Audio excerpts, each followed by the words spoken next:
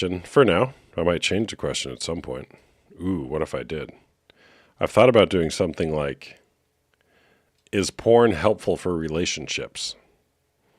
How about that topic? Anyways, my name is Austin Hamilton, also known as The Porn Coach, here on TikTok, which might get banned. I hope it doesn't get banned. I really hope TikTok doesn't get banned. Really hope it doesn't get banned, because if it does, how am I going to do this? I'd be very sad if TikTok gets banned. All right, is porn cheating? That's the question. Hello from London, UK. Hello. Good to have you here, all the way across the pond. I saw something today. I think it was a joke, but somebody wanted to make a $20 trillion tunnel that would go from New York to London in like 45 minutes. There's no way that that was true, because that would be a really fast train. I don't think trains can go at Mach 3 or whatever. All right, is porn cheating? If you want to come on here and share your story,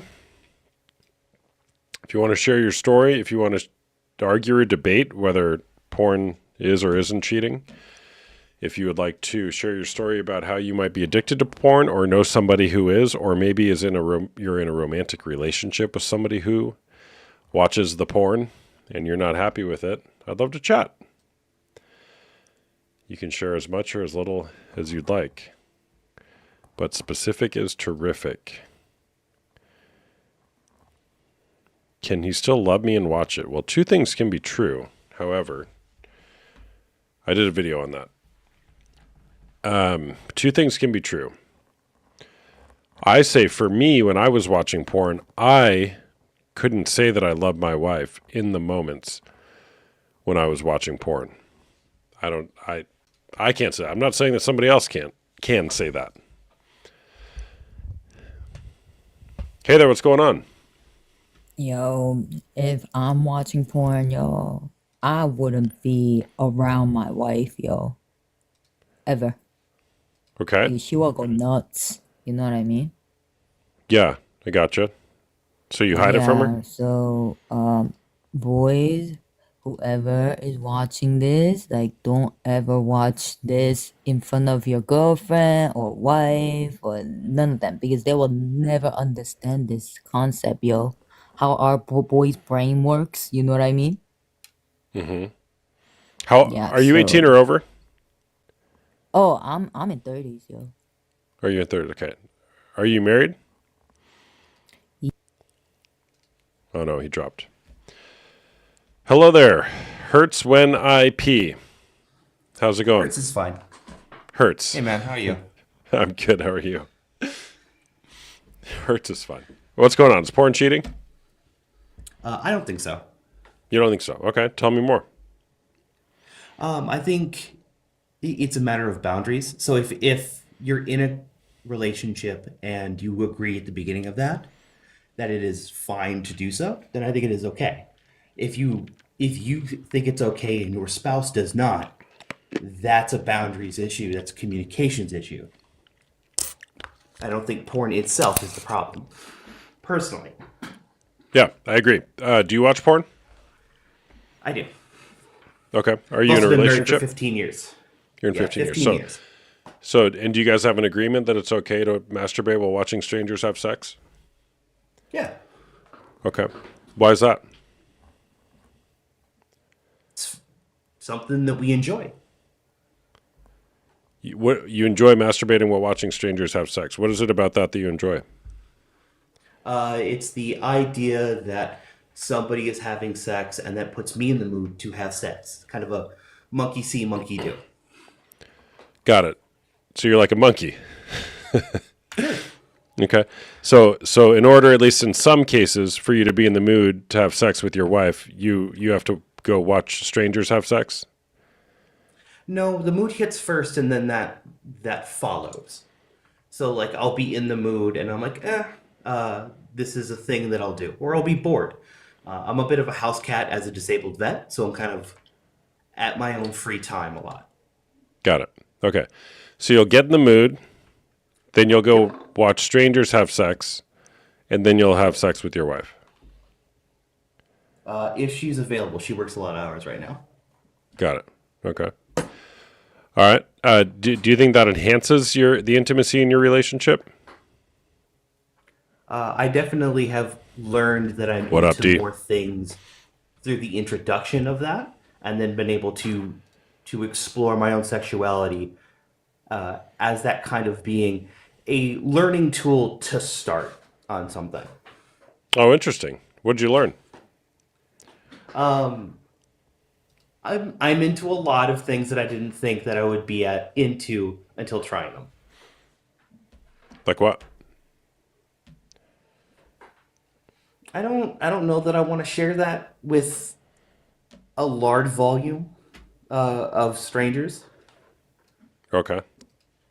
All right, that's fair. All right. Did you guys always watch porn in your relationship? Yeah. My wife would actually translate pornography that was in a specific foreign language, for a while to make some money on the side. Really? She would translate Yep. pornography in another language to English, or To English. Yeah, to English. She knows really? like 5 languages, so she could work a couple of that. And as back in like the say 2010s is probably when she was doing it the most. There wasn't a whole lot of avenues to do that, so there was a little bit of like, "Hey, I can do this, and I could turn this out pretty quickly," so she could make a decent buck while she was going to college. And I thought that was Interesting. cool. Interesting. I've never heard that before. There's translators for porn. What languages? From what languages to English? Japanese was the big one. Okay. So it's Interesting. it's a lot of like cartoon porn stuff like that. Like hentai stuff or whatever. Yep. Okay. Yep. There's a market for it, so she jumped on it. Did they subtitle it, or would she be like a voice actor in it? Subtitle. Got it. She's got a good set of pipes, but she was never that brave. Interesting. All right. How often do you watch porn? Once a day, Once a day. at least. Got it. At least once a day. Three on a good day. Yeah, three on a Three good on day. a good day. So is it a better day the more you watch porn?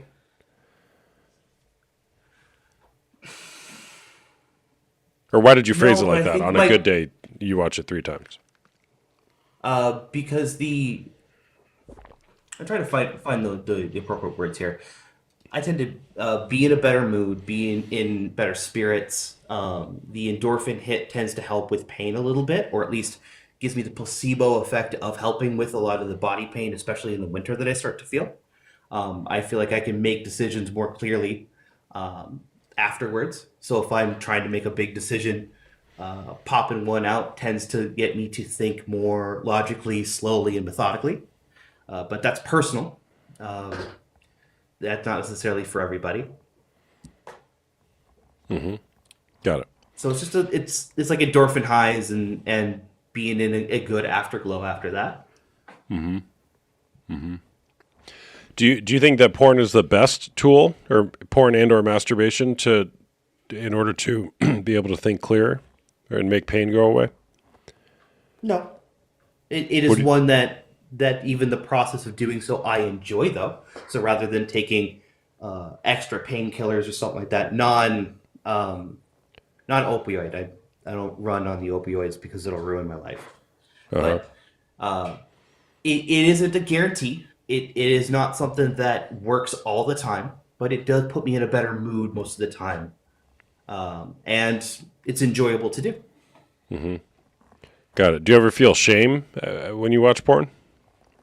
Nope, No. Okay. nope. All right. All right. Well, thanks for sharing, man. Yeah, no worries. Later, man. All right. See you.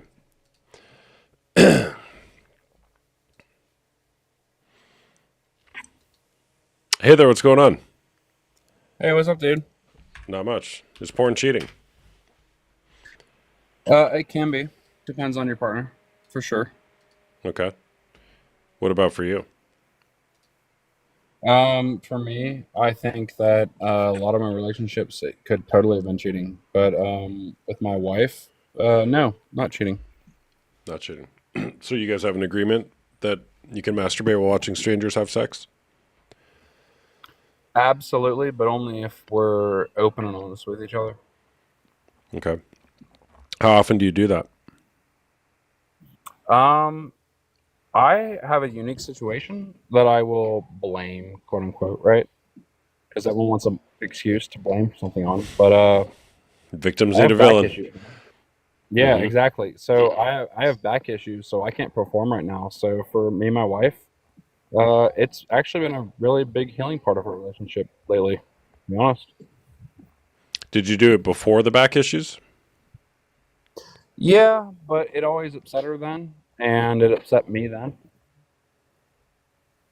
I felt like it was cheating then. Before she was a part of it, absolutely, it was cheating. Yeah. Okay, but now because you have back issues, she's in on it? Yeah, it's become part of the role play. Um, it's become part of our coping mechanism for sure with medical issues. Yeah. Do you guys still like do sex things with one another? Yeah, we do. But I'm struggling really hard right now to perform in that way as a stereotypical, you know how it goes, right? And because of the back issues I have, she has been extremely understanding, and we've turned it into a really good coping mechanism for us for now. Hmm. But we've been married for over 4 years, so if this was a thing that was ongoing and there wasn't a reason for it to be involved, I think it would definitely be cheating. Yeah. Got it. So I'm curious. How does the porn make it so you can now do things with each other sexually, given the back issues? Like, couldn't you do that without porn? We can. Yeah, and we do. But sometimes you want to bring up images of infidelity. It's basically an escapism route, right? So What does that instead mean? of Bring her up images of acting, infidelity. What does that mean? uh, you know, cuckoldry or cheating images, stuff like that, it basically gives her an outlet to where she can say, "Hey, I'm feeling this way," and I could say, "Hey, I understand why you're feeling this way because I can't perform right now in this specific moment in our lives." So it's actually been a really helpful healing tool for us just now, but it has not been in the past, and it would not be in the future if I were to be able to be healthy again. You know, Got it. So like I so have you a, I have a, guys I you have a, guys I have a really watching healthy relationship with what I'm saying. Yeah, go ahead. you guys fantasize about couples cheating in porn? Yeah, so it gives her an outlet to pretend that she's doing that thing where she's unfaithful, right? Or she's And being that, unfaithful? yeah, and so that would give her What's up, the Danielle? ability to be, yeah, that would give her the ability to be unfaithful, but we're both going through it as a loss of power for me right now. And yet she had a surgery a year ago, and so in that instance, she was giving me the power. And so in that instance, I was the cheater. And so we used that as a fantasy. But she reads a lot of books, and I read a lot of books. So I don't know if this is normal. This is probably not normal at all. But, It's probably not normal at all that we both it's fantasize about cheating on one another. yeah. But Well, but it's good if you can communicate that desire to your partner, and why do you then be able to act why do out in you it. fantasize on about cheating on her? I personally don't, but she did because a lot of the books she read, you know how female erotica is. For her, she was reading a lot of books, and she felt sequestered. And so then, when I was able to build into her relationship with her authors, I said, "Hey, well, I have this feeling too, but now I feel like I'm not performing. So why don't we look into this?" And so we used porn as an outlet for that. But yet, we've Got it. never physically cheated on each other, and we've always had open communication with each other during that act. And it's honestly been a core part of our marital relationship. It really has. Dude, it's done us good. I don't think this is the same conversation you have with a 20-year-old. I'm 35. You know what I mean? Got it. Do you guys have kids? Yes, we do. Yeah. Okay. What do you think you're modeling to your kids?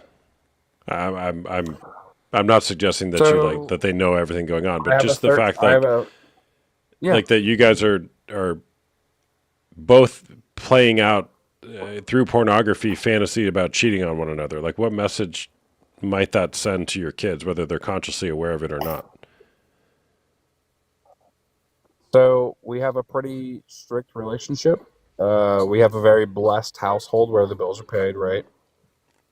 And the children see a very strict set of parents. So I don't think that as a 13-year-old, my stepson is seeing it that way.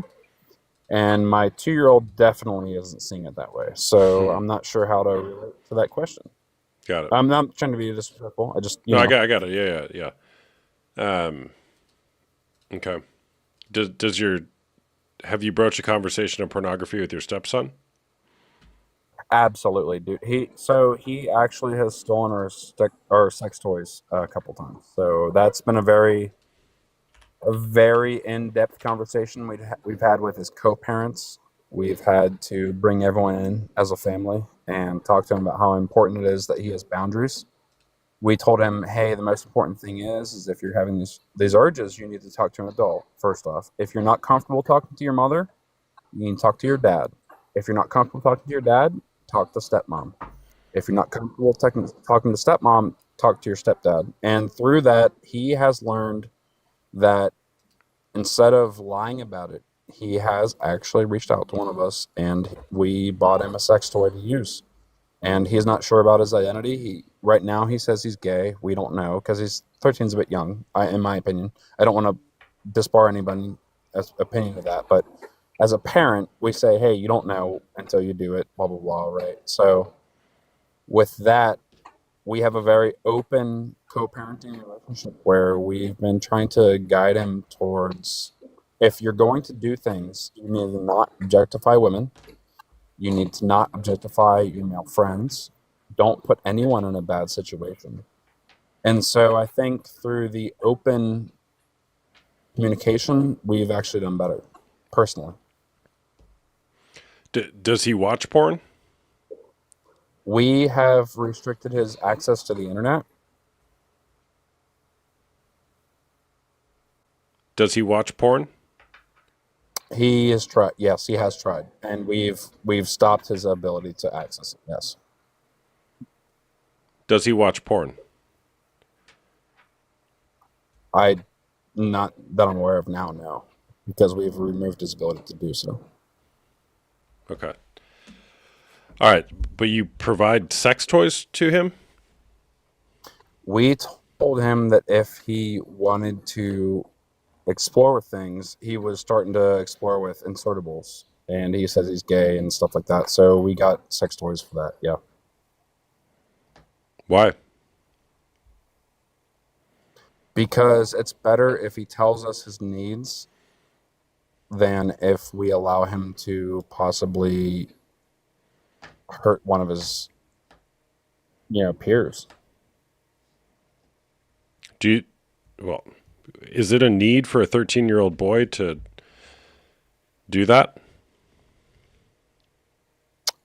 I believe so. Yeah, It's a need. you didn't You have think any it's a good need? instruction. You didn't. I think it is a need physiologically. I think emotionally, no, but physiologically, yes. They definitely work on that.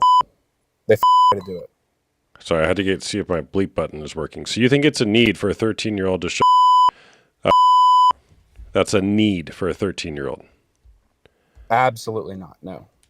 Okay, because you just said it was. I think it's a need to talk to them with what's responsible versus what's dangerous. Yes. Okay. All right. You you said something about objectifying women. You don't want him to objectify women? I don't want him. Well, he self-proclaims as gay, so I don't want him to objectify his male partners with sleepovers. Okay. You don't objectify men or women? Correct. And why do you do that? Why would I objectify a woman or a male? What do you mean? I'm asking why you do that. You said you guys watch pornography together, which is the objectification of other people. Oh, yeah. So you're talking about books, like I've alluded to, or you're directing The into the porn that you watch. So having a fantasy is totally normal for any human. That's not what I asked. I said, why do you objectify men and women? Oh, I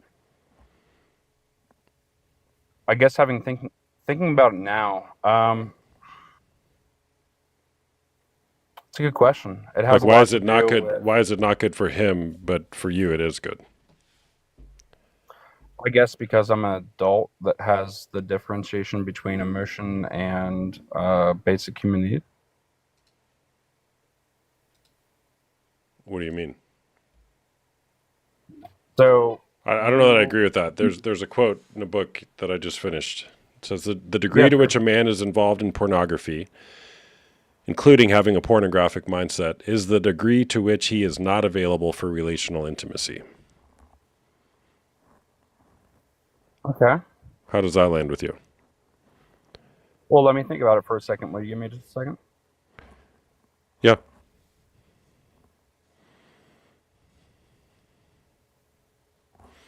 The degree to which a man is involved in pornography, including having a pornographic mindset, is the degree to which he's not available for relational intimacy. That's a really good point.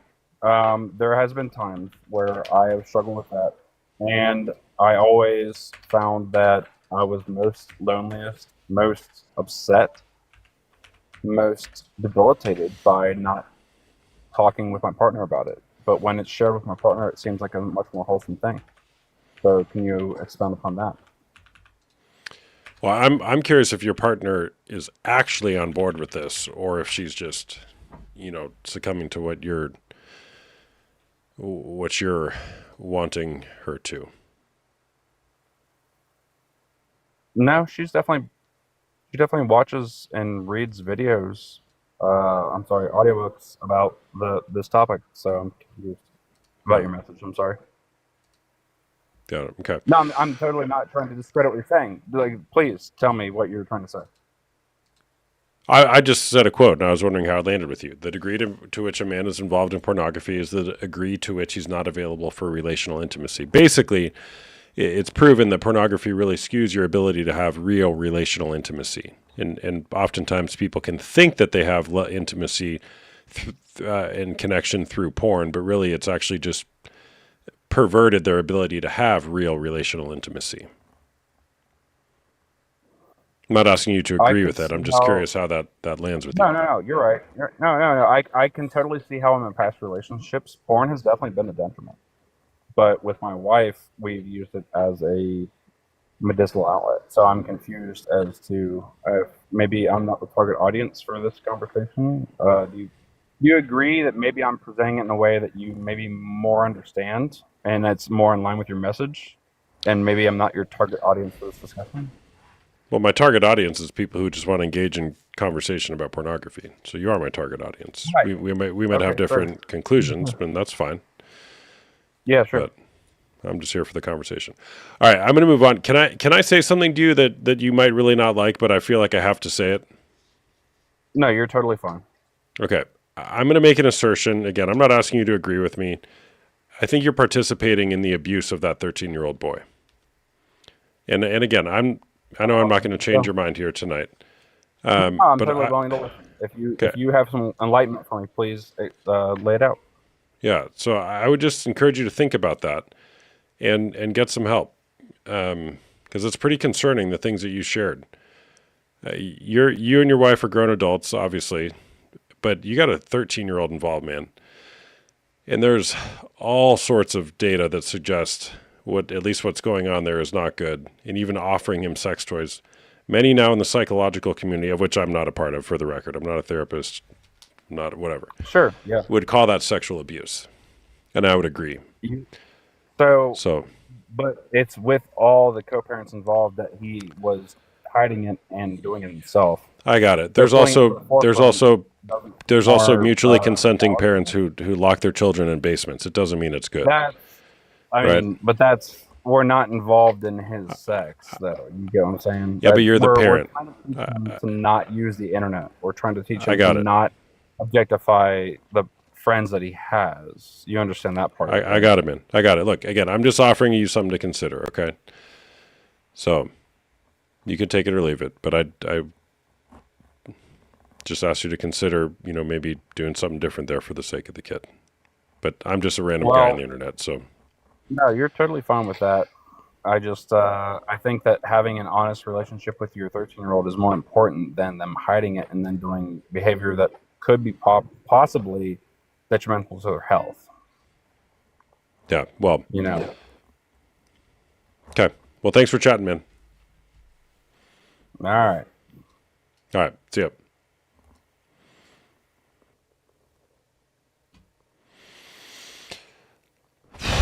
Hello, everyone.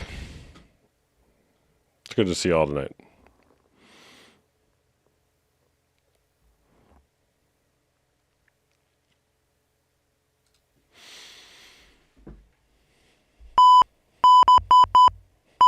I got my beep button back. Hello, Angela. Hello, that kid.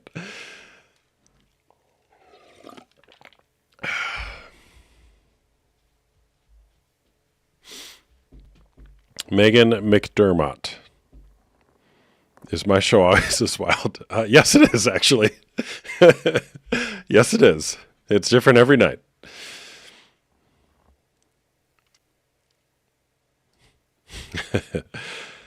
Me and Babe need advice. Let us join. I don't know who you are, but all right, I'll let you in. Are you the ones the crazy couple? Hey there, what's going on? You need Lander to join. We need to talk this out. Who? That's your partner? Yeah, Lander. Seriously? Yeah. Hey there.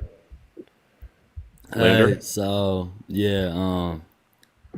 me and Jace, we've been together for like a year and a half now, but like he's had this addiction and he just can't get over it. Like I can't get off phone, dog. yo, And- yo. All right, why don't you guys turn your cameras on? I'm happy to facilitate the conversation. All right, perfect. How do I do that? Press the camera button. Where is that? Is it in I like don't know. the It's bottom? on your screen somewhere. All I see is Mike and Yeah. I see roses. I don't think this is like. There, I just invited you to turn your camera on. Still can't see it. They should, if they have over 100, they should be able to as guests. Yeah, I don't see it. Lander, baby, you see it?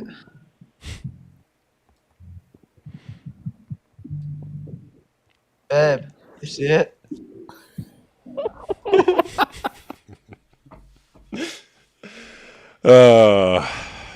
Valiant effort, guys. Valiant effort.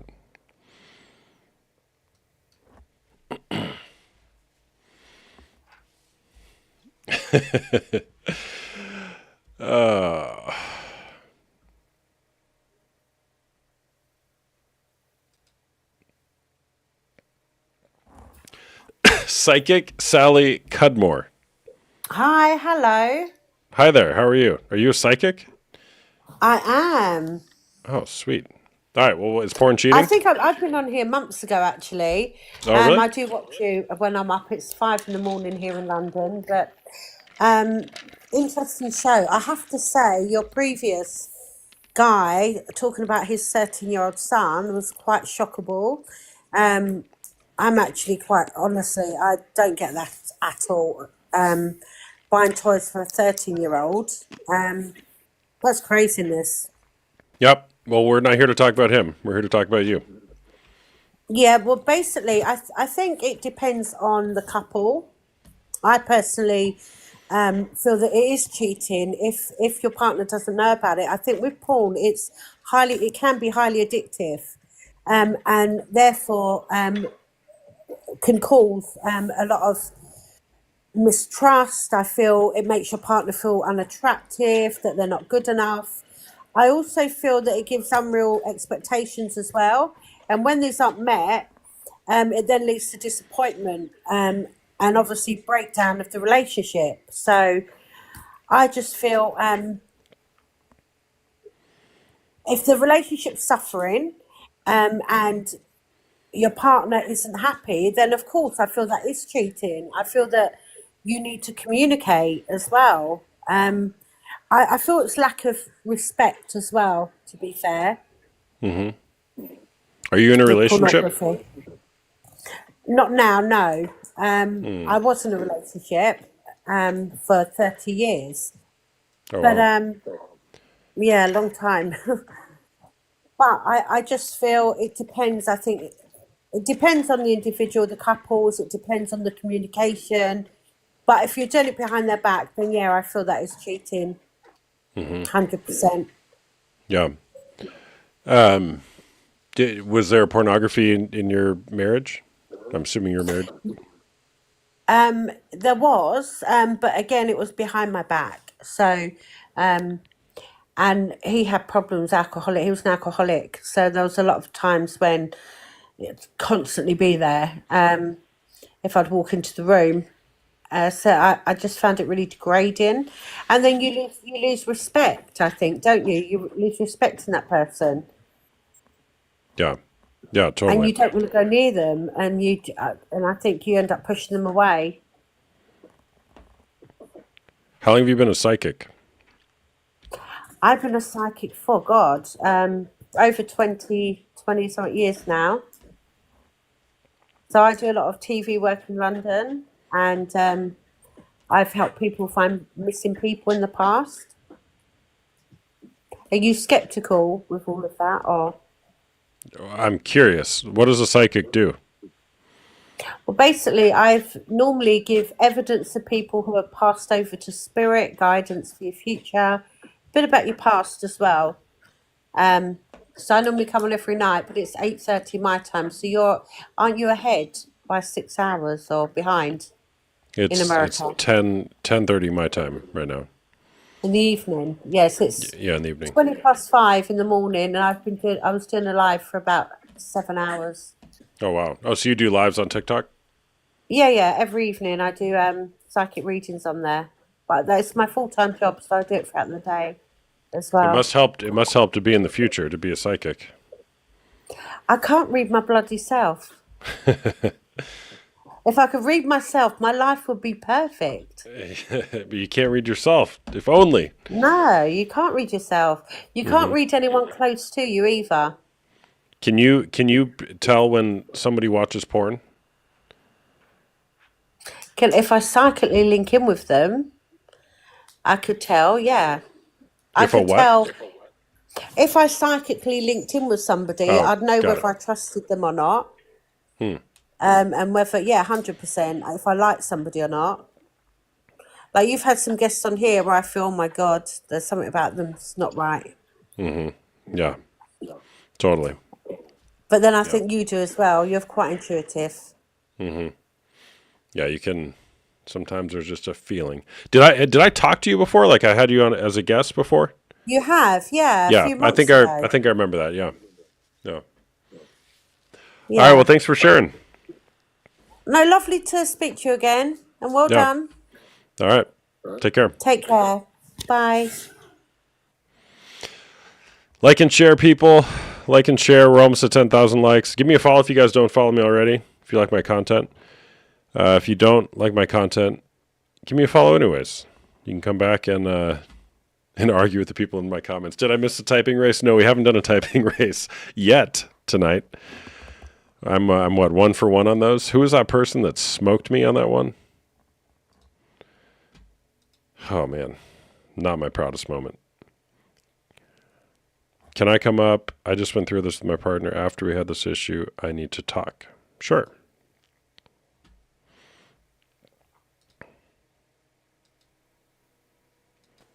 This is not a typing race right now, but it will be at some point in the future. Hi there, what's going on?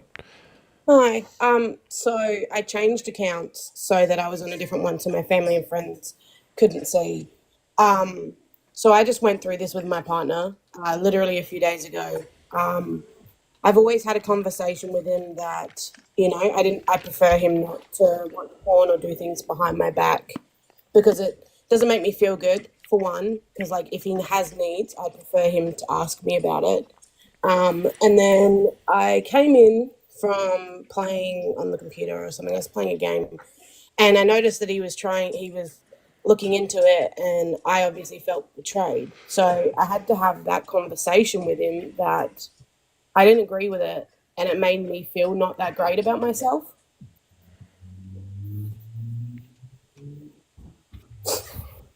So basically, I told him that I do view it as cheating because at the end of the day, the act of cheating, I believe, is you're actively doing an act towards someone else, whether you mean to or not. He didn't quite see it that way, but I explained like at the end of the day, you're looking at another woman and your nicest words is getting your rocks off, and those women are not, they're not, they get paid to do that. They're not doing it, they don't care about you, the guy doesn't care about them. It's a whole conversation, and it messed with the trust in our relationship, which I'm still trying to get over because he was doing it in the mornings when he was getting ready for work, when he knew I was asleep, and then he was hiding it. And that is like a big trust issue. Like the act of hiding it is the How long were problem. you with that person? We've been together for about 4 or 5 years now. Are you still together? Yeah, we are. It honestly, it almost split us up. Because a lot of this started when I started getting sick. And I feel like that didn't help the situation. I kind of feel betrayed at the moment. And I don't know how to get it across to him that it is cheating, I guess. What if he never understands that it's cheating? I don't know. I feel like he's tried to kind of see my side of things, but obviously the trust is something that I'll have to work on. And if he still does it, then I think our relationship will probably be over because for me, like he's looking at women that look like nothing like me. And, I'm And how long have you known about this? about 3 days. Oh, three. So He's you doing it. just discovered it. You didn't know that Yeah. there was any pornography prior to 3 days ago? No, I had Oh, no idea because he was doing it while I was asleep. He was deleting his search history. Um, that sucks. and Sorry to hear that. yeah, I'm still kind of a bit sad about it because, like, I don't know, I feel betrayed, and I know some other people might not view it as cheating, but in my instance, he's looking at someone who looks nothing like me while I'm already feeling insecure because of everything I'm going through health wise. So it felt like he was not necessarily being physical with those other women, but also being physical with those other women. I don't know Yeah. if I'm crazy or not, but No, an unreasonable response to an unreasonable situation is reasonable behavior. what would you say your opinion on all of this is? Do you think, I don't know, do you think it's fixable? Well, it depends. I mean, sure, there's always hope. There's always hope.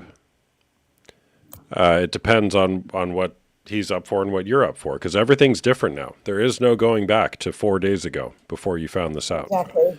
You will Yeah. never go back to that. I'm sorry, but the goal here with healing through betrayal trauma is not that things go back to how they were, because that can't happen. It's learning how to be with it in a different way, seeing it as an invitation to grow through this together and to create a new relationship going forward where everything is on the table.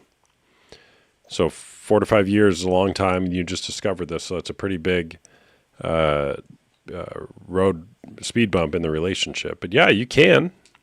In my experience, the people who make the most progress the fastest, excuse me, are the ones who take this on.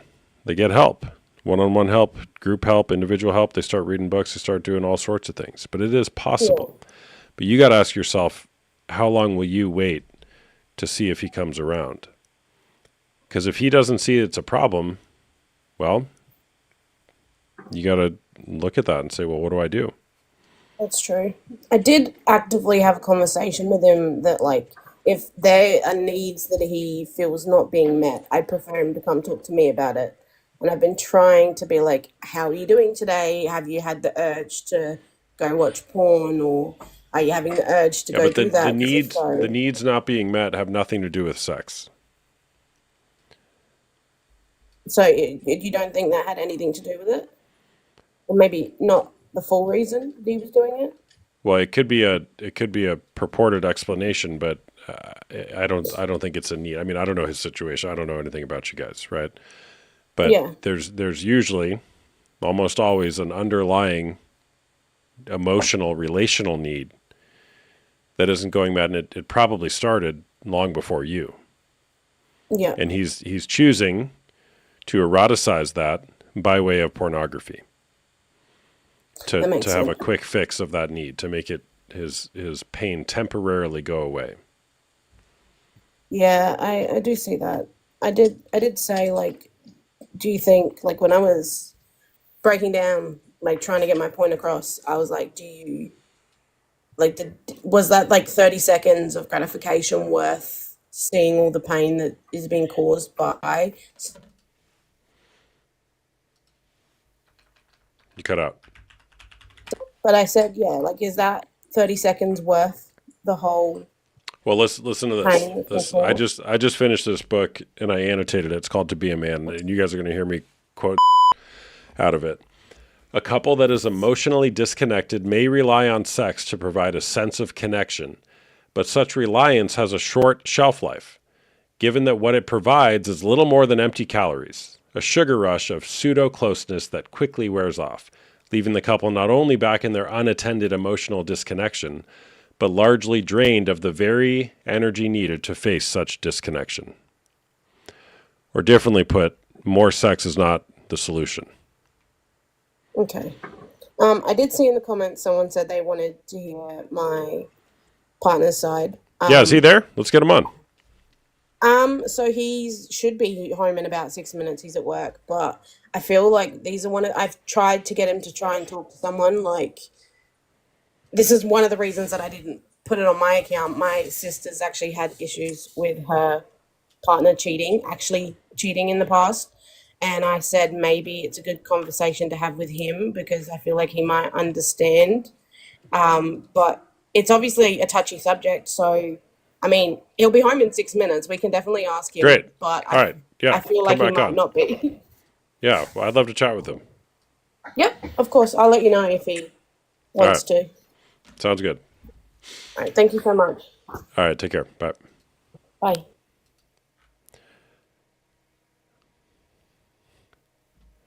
Fierce conversations. The degree to which a man is involved in pornography is the degree to which he is not available for relational intimacy. I love this quote. For those of you who watch me a lot, I hope will appreciate this. But pornography will not be outgrown through a debate between those who are for it and those who are against it. Even if it were outlawed, it would continue. Pornography can only be outgrown when its roots are clearly seen both personally and culturally, and work through more than just intellectually.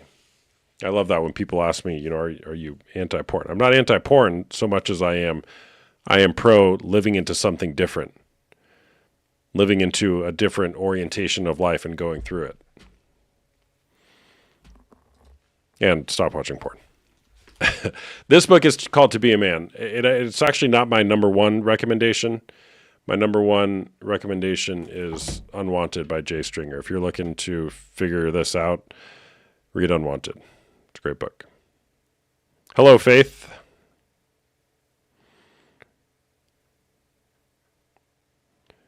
When is my book coming out?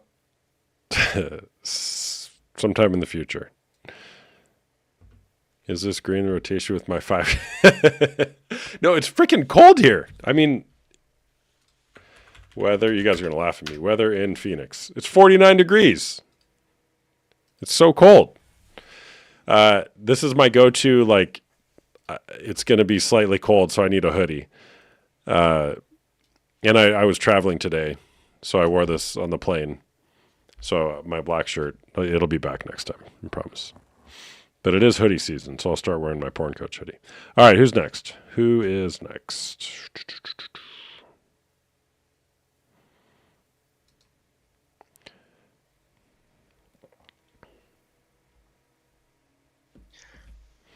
Hey there, what's going on? Just another day in paradise. How are you? I'm doing good, man. What's up? All right. So, on the topic of this conversation, would it be preferable for me to be biased in my Christianity, my new profound Christianity, or how it affected me beforehand? I don't care. You share whatever you want. Okay. Well, before I had found my walk, which is only about 5 months in, I had an addiction to pornography for 7 years. It affected how I viewed the women I took to dinner. It affected how Hey, often keep I talking. was. Keep talking. I'll be right back. Okay, but I can still hear you, right? Okay.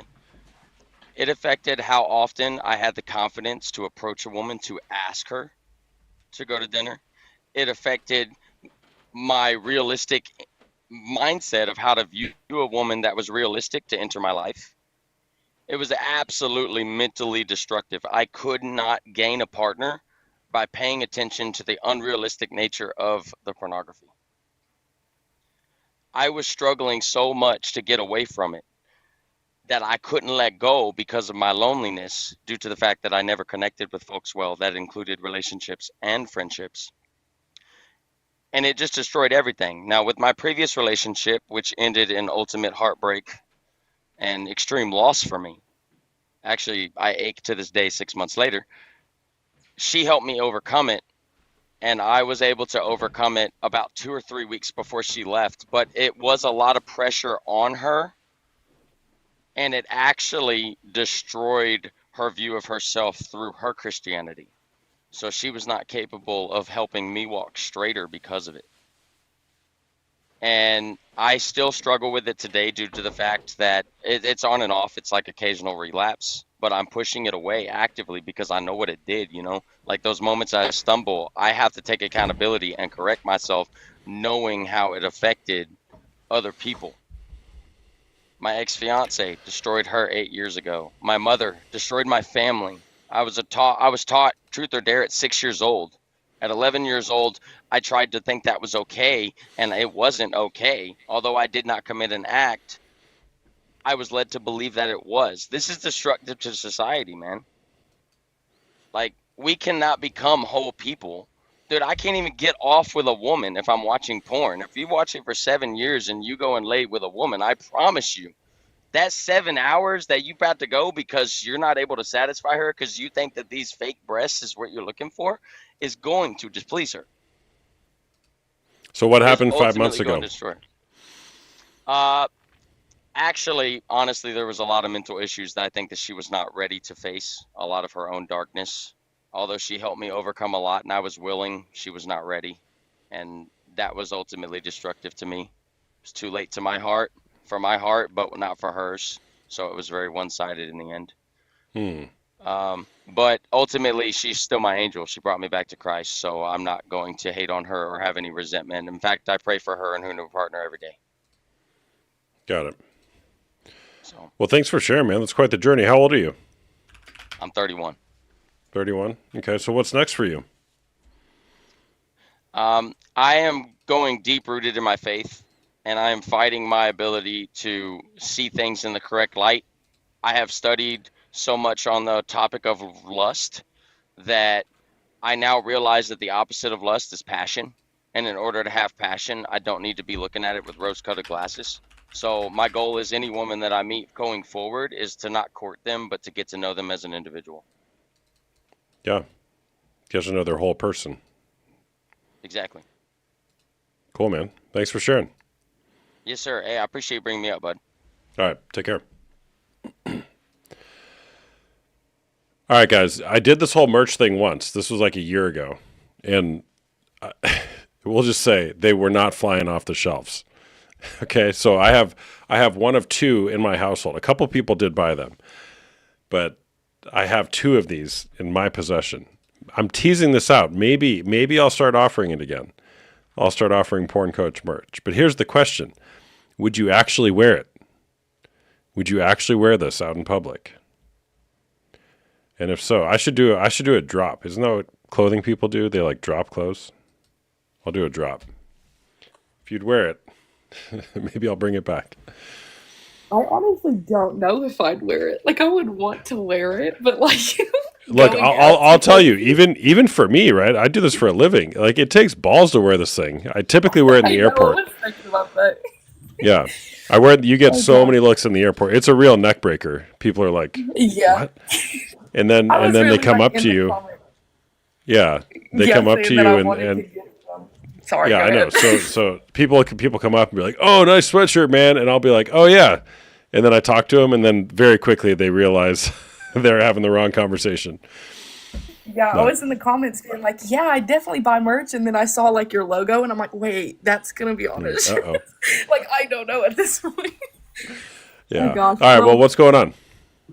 hey, so Have I I talked to you actually before? talked to you. Yeah. Yes, I'm not crying this time, so maybe Okay. I'm talking a little different, But I think it's been like about 2 weeks since I've talked to you. But I just had a couple questions. I'm on this like new healing journey, I guess, from betrayal trauma and Good for you. finding everything out, and I think we're both on the road of getting better. He already like scheduled a call with you, and you guys talk and everything. But I really had a couple questions that I can't get answered from anybody else. But like, so with our situation, it was like we knew that watching corn was like a boundary, and of course, I feel like that didn't really matter because he was, I guess, doing other things anyway. I guess in his mind, he was justifying what he was doing. But do you think it can be an addiction for not only like watching corn, but when it comes to like, I don't want to be like thirst traps, but like videos of other women that are like half clothed, That's half still not porn. clothed, Yeah, okay, I just didn't know if that's what you would consider that as well, Yeah. And Erotic is that imagery. worse of an addiction, or do you think the Is it same? worse? Well, I'd say there's something still to be rooted out there. It's still porn. Porn doesn't have to be 2 people having sex. It can be, and often is, but it's still a problem, right? And that's the whole legalistic mindset. It's like saying you quit smoking, but then you vape. It's like, no, Yeah. you still smoke. Like, Yeah. right? So again, that's an indication that there's work to be done. I mean, you said I talked to him. I had a call with him. Yeah. You had a call with them, I think, on like Okay. the 4th, maybe somewhere around there. Okay. Were you on the call? No, I actually just let him do his own thing. I didn't want to Oh, be there like, here, I'm making you do that. I wanted him to like make that step himself so that I could see he really yeah. wanted this and not that I'm forcing him to do so. Got it. But he told me he bought the Unwanted book, and we ordered that off Amazon, and then I bought the Betrayal bind that you told me to get too. But Hmm. I think we're doing good. I guess in my mind, even afterwards, I'm like trying to. I don't know. It's weird. It's like I'm kind of making excuses. Like, oh well, maybe it's on Facebook. Facebook Reels is crazy, but like maybe I'm blowing it out of proportion or No. different Well, things like that. no. Okay. So obviously I can't comment on a call that I may or may not have had with somebody.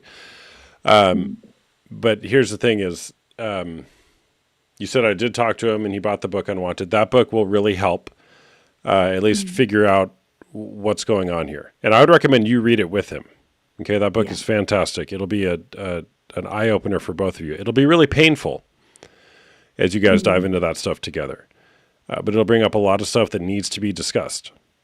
And if you guys can do that and get through it, which you can, it'll open up a lot more possibilities for intimacy and connection in your relationship than you ever thought were possible. Yeah, we were thinking about reading the book and then just trading, and then reading the other person's book to understand, like him understanding Yeah. the betrayal trauma to help me through it. And can I like be honest about something? Like, so after his call with you, it was like a complete 180. Like I'm telling you, like he bought the book. He was like, where he was so absent in the relationship, where we Mhm. didn't really know. Like he started showing up 1,000 times more, and I Mm. was happy about that. And I was like, oh my gosh, there's change. but then he like lied again. Is that like normal to lie? Like I see change, but like lying is like part of the red boundary that I've created where I'm like, hey, that's the number one thing that I want you to work on is lying about it, you know. Yeah. And he kind of lied again. And is that normal for somebody who is recovering from that? Like they're gonna lie, but we should work through couples counseling together, or what would your opinion be? Yeah. Well, I would say it's very common, right? Because somebody who has a history of lying, particularly with this behavior, hiding for a long period of time, you know, underneath lies, it's not going to change overnight, unfortunately. Yeah. Right. Okay. So like it takes time to build new neural pathways in the brain to start telling the truth. But here's the thing: is there's almost always a shame component to it. We lie to keep ourselves safe. So there's some shame that needs to be rooted out. Okay, and he's trying to protect himself. But if he can work through the shame, he'll hold it differently. Yeah. I tried to like make a whole conversation saying like I understand like everything is so uncomfortable to talk about, but like I try to reinforce like hey, I'm a safe space. I'm not going to sit here and put you down. Obviously, I'm trying to like work on this and not, you know, abandon you or something. But he's so like conflict avoidant, and I think that's what sucks the most is that when somebody's like conflict avoidant, they'll just like lie to get out of the conflict that they think might like be brought up. And it's so hard, you know, to try to reinforce I'm a safe space, you know, and but it's okay and healthy to have a little bit of conflict to talk about things because that's the only way to get through them, you know.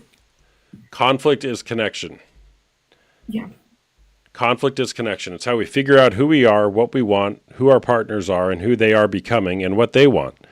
It's how we bridge our differences and find our similarities or our points of connection. Conflict is required for a relationship to thrive. Yeah. I just made that up. Didn't it sound good?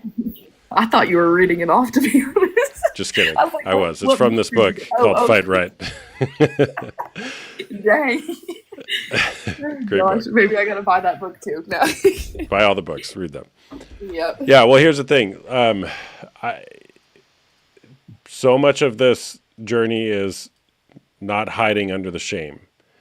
So the question is, who else in your life knows about this? Who else in his life knows about this? And if the answer is nobody, consider joining one of my groups. So I'm trying to, he really wants to. It's just, we are so poor. I'm not gonna, like, it's so bad. I don't know. Like, he really wants to, but it's just gonna take a little bit of overtime to make sure to afford it per month. Tell him to make a request of me. Okay. Okay. What do you mean by that? I just tell him to make a request of me. Okay. Cool deal. Yeah. Okay. All right. Or at least just text me. All right. Yeah, will do. Well, thank you for having me up to talk again. Sorry for taking up space. Hey, thanks for chatting. Thank you. Bye. Bye.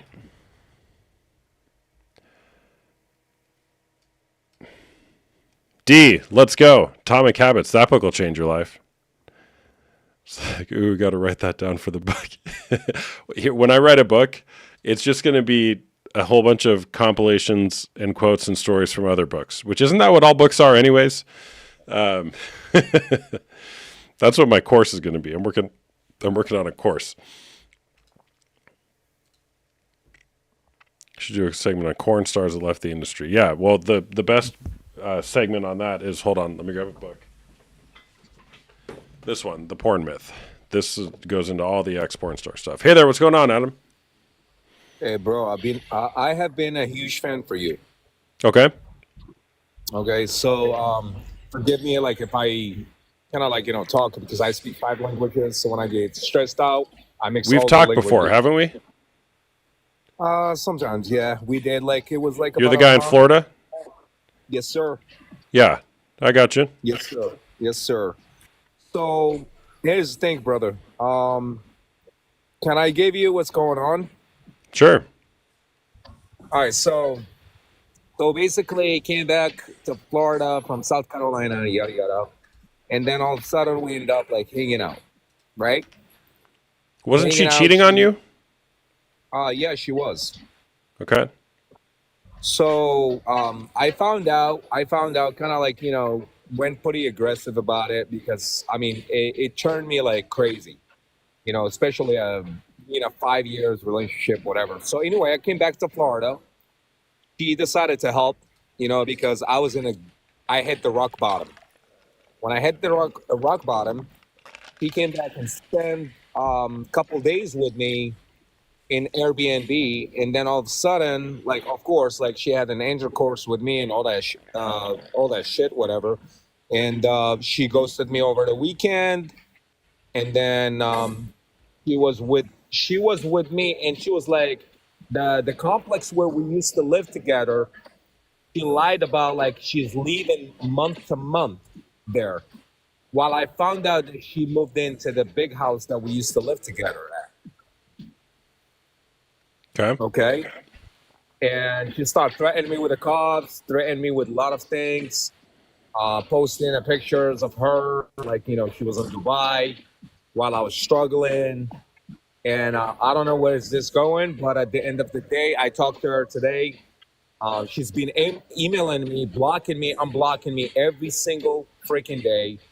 Then finally, she unblocked me today. Are you guys And married? no, we were engaged. Do you have children together? No, we don't. Like, she was actually provoking What? my ex-baby mama. Okay. What can I be tough with you? Yes, sir. Go ahead. What benefits do you get by keeping this woman around in your life? I have no clue, man. It's just because I loved her. Okay. So why do you keep her around in your life? There's something to you that it's worth it for you to keep this drama going on in your life. It's a It's just distraction because I from feel something else or not moving on. What is it? it's pretty much like it was love to not be true. Like, when I have done some stuff with her that I have never done as a man on all my previous relationships. Like, literally, I hate to say this, like, basically, we used to go like 30 miles. Like, I have like, a boating captain license, which we rented the boat. Like, we went almost to close to Bahamas in the middle of the ocean. We're sleeping together right on the ocean. Like, we do some stupid stuff. You know what I mean? Like, it was intimacy, like a pure intimacy. You see what I'm saying? But then the whole thing, bro, it's confusing because I'm like dealing with this woman, and then she goes and provoke my ex-baby mama. I have 50-50 custody. That she end up making me like causing me a problems with my ex-baby mama. Like, literally everything, if I have to say to her, which is secretive, like, I'm working at this place, I'm doing this, she will go and tell my ex-baby mama. Why are you tolerating that? I try to create boundaries and try to create boundaries. I don't know, man. So what are you wanting with her? What are you wanting from me? I don't know, man. Like, well, today, like, we have scheduled. That was back when before Thanksgiving, a few days before Thanksgiving. I said, let's go to counseling. So I called the counseling, got the counseling set up, and I said, I need you to go with me. So she decided, she was like, okay, I'm okay with that. And then after all those days, after Thanksgiving that she ghosted, finally she goes like, yeah, okay, well, send me the information about like the counseling. We can go tomorrow, and I'll be free, but like for 2 hours, whatever. So I'm thinking in my mind, if I go to counseling, I'm feeling like she's a narcissist, man. And I never knew what the word narcissist is until I found out about a text message from her ex-boyfriend called her a narcissist. So I started digging on narcissists since 2022. So hold on. When was this whole therapy thing? Was that when are you going to see the therapist? Tomorrow at 11 o'clock.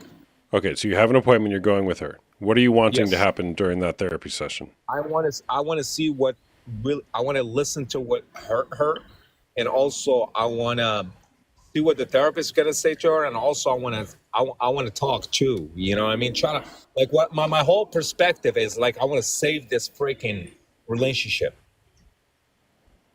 Even I'm in a rock bottom, and I'm gonna tell you this. Like, I'm not even joking you, bro. Like, God strike me. Like I've been sleeping in my car for 11 days Why? because I lost my place.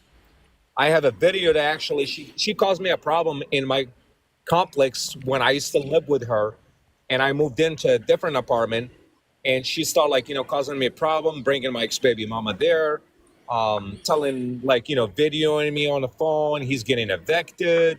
Oh, he's cheating. So it just nuts. Like, well, she does what she does to reflect on me, meaning like she's doing things and accuse me for doing things. If that makes Okay, so sense. so she got you kicked out of your place? Well, yeah, she got me. She created a lot of problems in that complex. Yeah, with the management. Was she living with you there? No, we were living together, and I decided to get out of the apartment. So they put me in the same fucking apartment with her, and the same building as her, because there is 3 buildings. And then when I was separated, I was fine. Like I was fine. I started All like right, all right. hey, How long have you guys been together? 5 years. And when did the whole getting kicked out of the apartment thing happen? It happened 2023. All right. Can I have you do something? This is an exercise I do sometimes with clients. Yeah. All right. Tell me the story of when she got you kicked out of the apartment, but tell it to me in a way where you are 100% responsible for what happened, putting All right, zero so blame on yeah, her. no, I listen. I take accountability. I will say it like it is. So Okay. basically, we were separated prior to that, and I was in Orlando, came back, and then I said, let's work it out. I was like begging her. I said, listen, I love you so much, and all this and yada yada.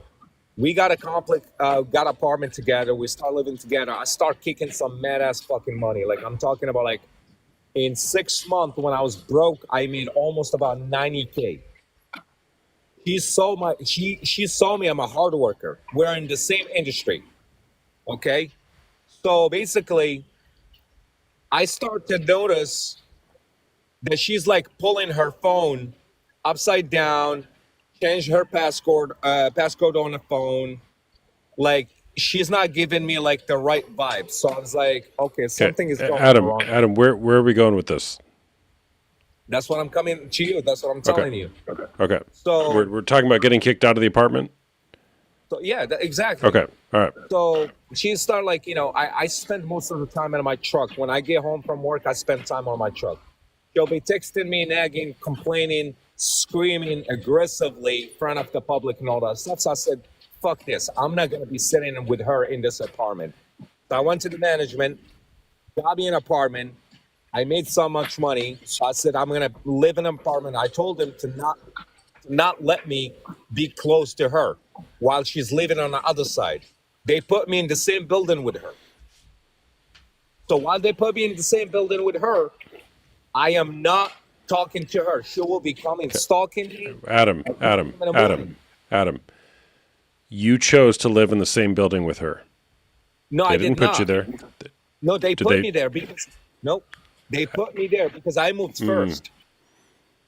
No, I moved Adam, first. you chose to live in the same building as her, Mm-hmm. right? No, I didn't. Did they force you? No, they didn't force me. I moved to different building. They put her after because she can't afford that freaking $2,800 rent. So they put me in the same building. They gave her 2 bedrooms. We have 3 bedrooms. Adam, somebody who runs an apartment complex can't decide where you live. You decide where you live. Correct. They didn't put Good you point. there. They offered you an option which you chose to take. You chose Correct. to stay in the same building as her. All right. So my question to you right now, what do you think? Like, what's your advice? Like, should I go to the therapy with her tomorrow? I don't know. Well, I'm not going to give you advice. I'm not going to tell you what to do. I would just ask you to really consider that question. What benefits are you getting by staying in this relationship with her?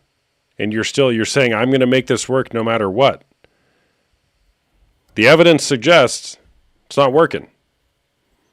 And you're staying there for a reason, to the point where you're dragging her to therapy, which it sounds like she doesn't want to go. Would it be useful to go explore a therapy session with her? Sure, probably. But 1 hour of therapy is probably not going to do a whole lot. It's a great start, Obviously. but look, Obviously, man, because it's going to take a couple of sessions.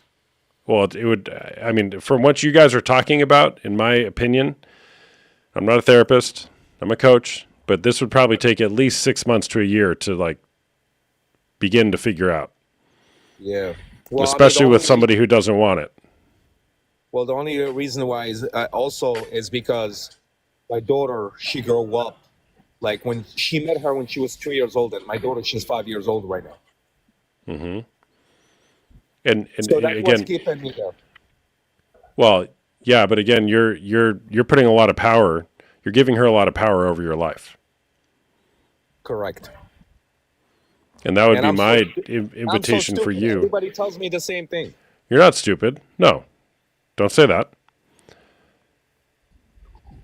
There's a reason you're doing it. I don't know what the reason is, but there's a reason that you're staying there. So, Correct. yeah. Well, thanks for sharing, man. It's good to talk to you again. All right, cool. Sounds Let- good. God yeah. bless you. All right, see you, man. All right, man. I gotta go potty. I'll be right back.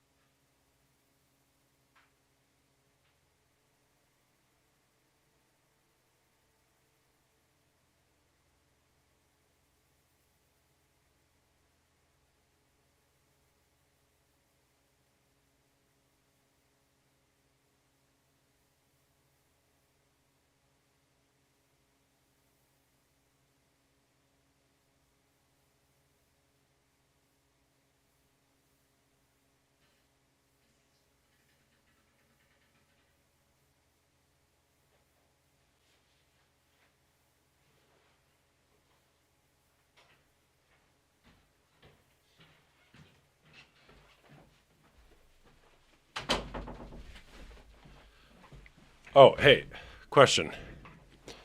An immoral woman leads a man to destruction as an ox to the slaughter. There's some good advice right there. All right.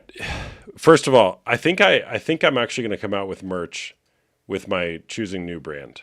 Okay, that's something that I think people can actually stand behind. I think I'll do that. Coming soon. Did I wash my hands? No, absolutely not. Cowboy Bunny Bee pillow. You need my hoodie. All right, here's a question. I live very close to Arizona State University, also known as the Harvard of the West.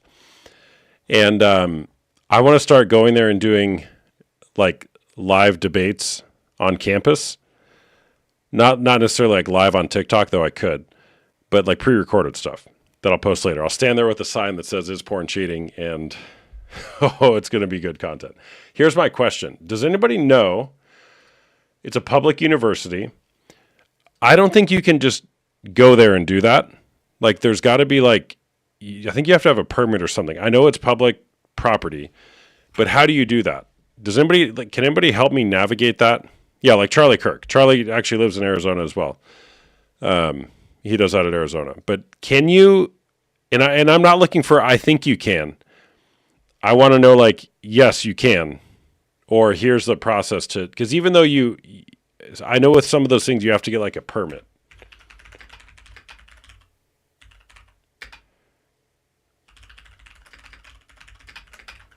Can I ask Charlie? I'm not friends with him. I would love to. To request to film on campus, please complete and submit your filming and photography request using this link.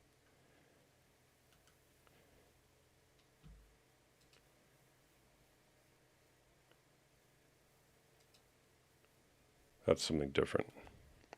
Parker is done with his. Yeah, I know people do it. I just want to know, like, is there. How do you do that? Like, can you just show up on campus and do it, or do you have to go through a process? All right, so nobody knows.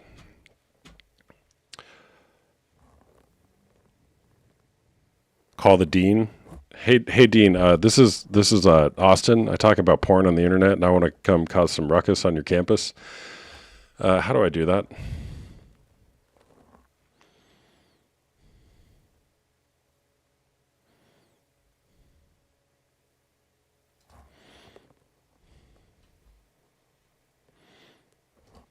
All right. Well, I'm gonna figure that out.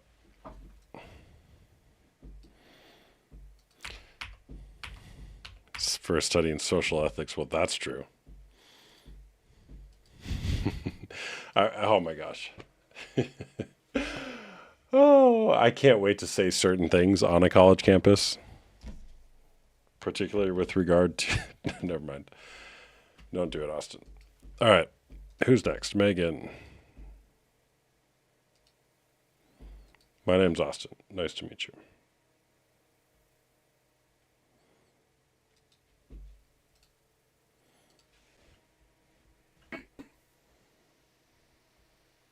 Hey there, what's going on?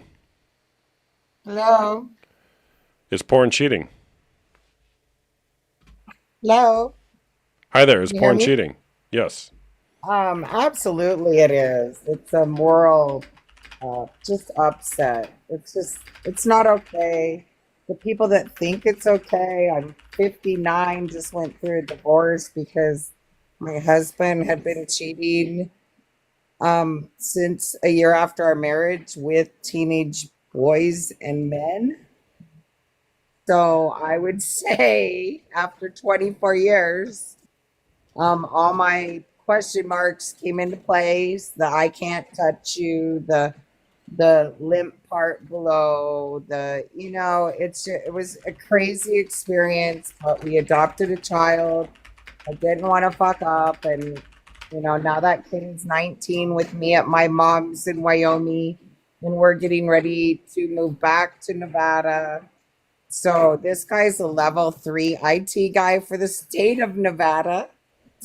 He fought against me in my own work comp case. I worked construction. I was very efficient at some really good tasks, like taking the bumps out of the road, profilographing. And I got a lot of hate from the men in it because I was so happy with my husband and nobody could get to me. So I got a lot of hate. I did some body improvements, got a tummy tuck, lost 180 pounds, and my boob doctor didn't get the assignment right, gave me double D's. So that was it for my career. And then they threw me off a truck. And we're talking big, big companies over there in Reno, Sparks, Carson, Tahoe. I still have a case open on the table for the late payment check. It gave me multiple body injuries. But I also found a chip in the wall of 20 teen porn sites. And some of them looked illegal. And my attorney took me for over $50K. So she didn't do anything for me. So nobody protected me. And it's really freaking awful. And it's my story, man.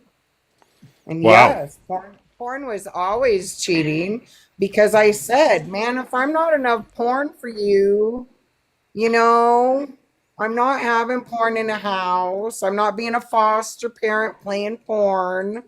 I'm not doing these things, but everything was a boundary still. And it turned out that in the divorce, just 6 months ago, we're still wrapping things up. But because of our age, I got talked out of asking for any spousal support. And I borrowed the money from my mom to be the plaintiff. And then I just got a bad attorney because I didn't plan our divorce 24 years, man. It is absolute cheating. And the flags of these men on the Grindr app, I'm going to start a coalition. I'm asking our governor for help because I will never outrun an IT guy with our socials. He can spam my phone. He can, and the disconnect of changing your number, I've already learned, is a nightmare. I'm in Social Security adjudication for disability. Just broke my leg 2 days before Thanksgiving. Spent a week in the hospital in Wyoming. So, yes, it is freaking cheating. Anyone that tells themselves different, they are just wanting control of that woman or that man. You want control. And I found out later, I knew there was more. I knew there was more, and I found out afterwards, after my attorney told me not to look at the chip. Well, after I fired her after settlement conference, because I do have PTSD pretty severely, I do have a service dog, and because I present well and look pretty, people think I'm not disabled. And that's off topic. I'm also high risk ADHD with my son, but he is exasperated and isolated and just taken every single person down in my life, down to friends that were 30 years old, because she was older than me and needed a handyman. So I said, do what you want. And when they hired him, I just let him know that that's a boundary breaker and I don't want to be your friend anymore because you're not showing me any kindness. So yeah, what a shit show divorce, huh? Yeah, that's a lot. Wow. Yeah. Thanks for sharing. It is a lot. It is a lot. And then I broke my leg. So And yeah, then now you broke your leg. I broke my leg 2 days before Thanksgiving. I've been trying to get this house ready in Wyoming. I sold my house in Sparks, Nevada, and then, I'm trying to get level and feel safe against this person. And he loosened the tie rods on our son's truck that he had to give up in the divorce. He freaking cut the cord on our infrared sauna. That's going to cost me $1,000. Like, he was allowed to come on property because I'm disabled and had 3 spine surgeries a year ago to correct the first 2 spine surgeries. And I've had 2 places with fusions that are double and one went to a triple.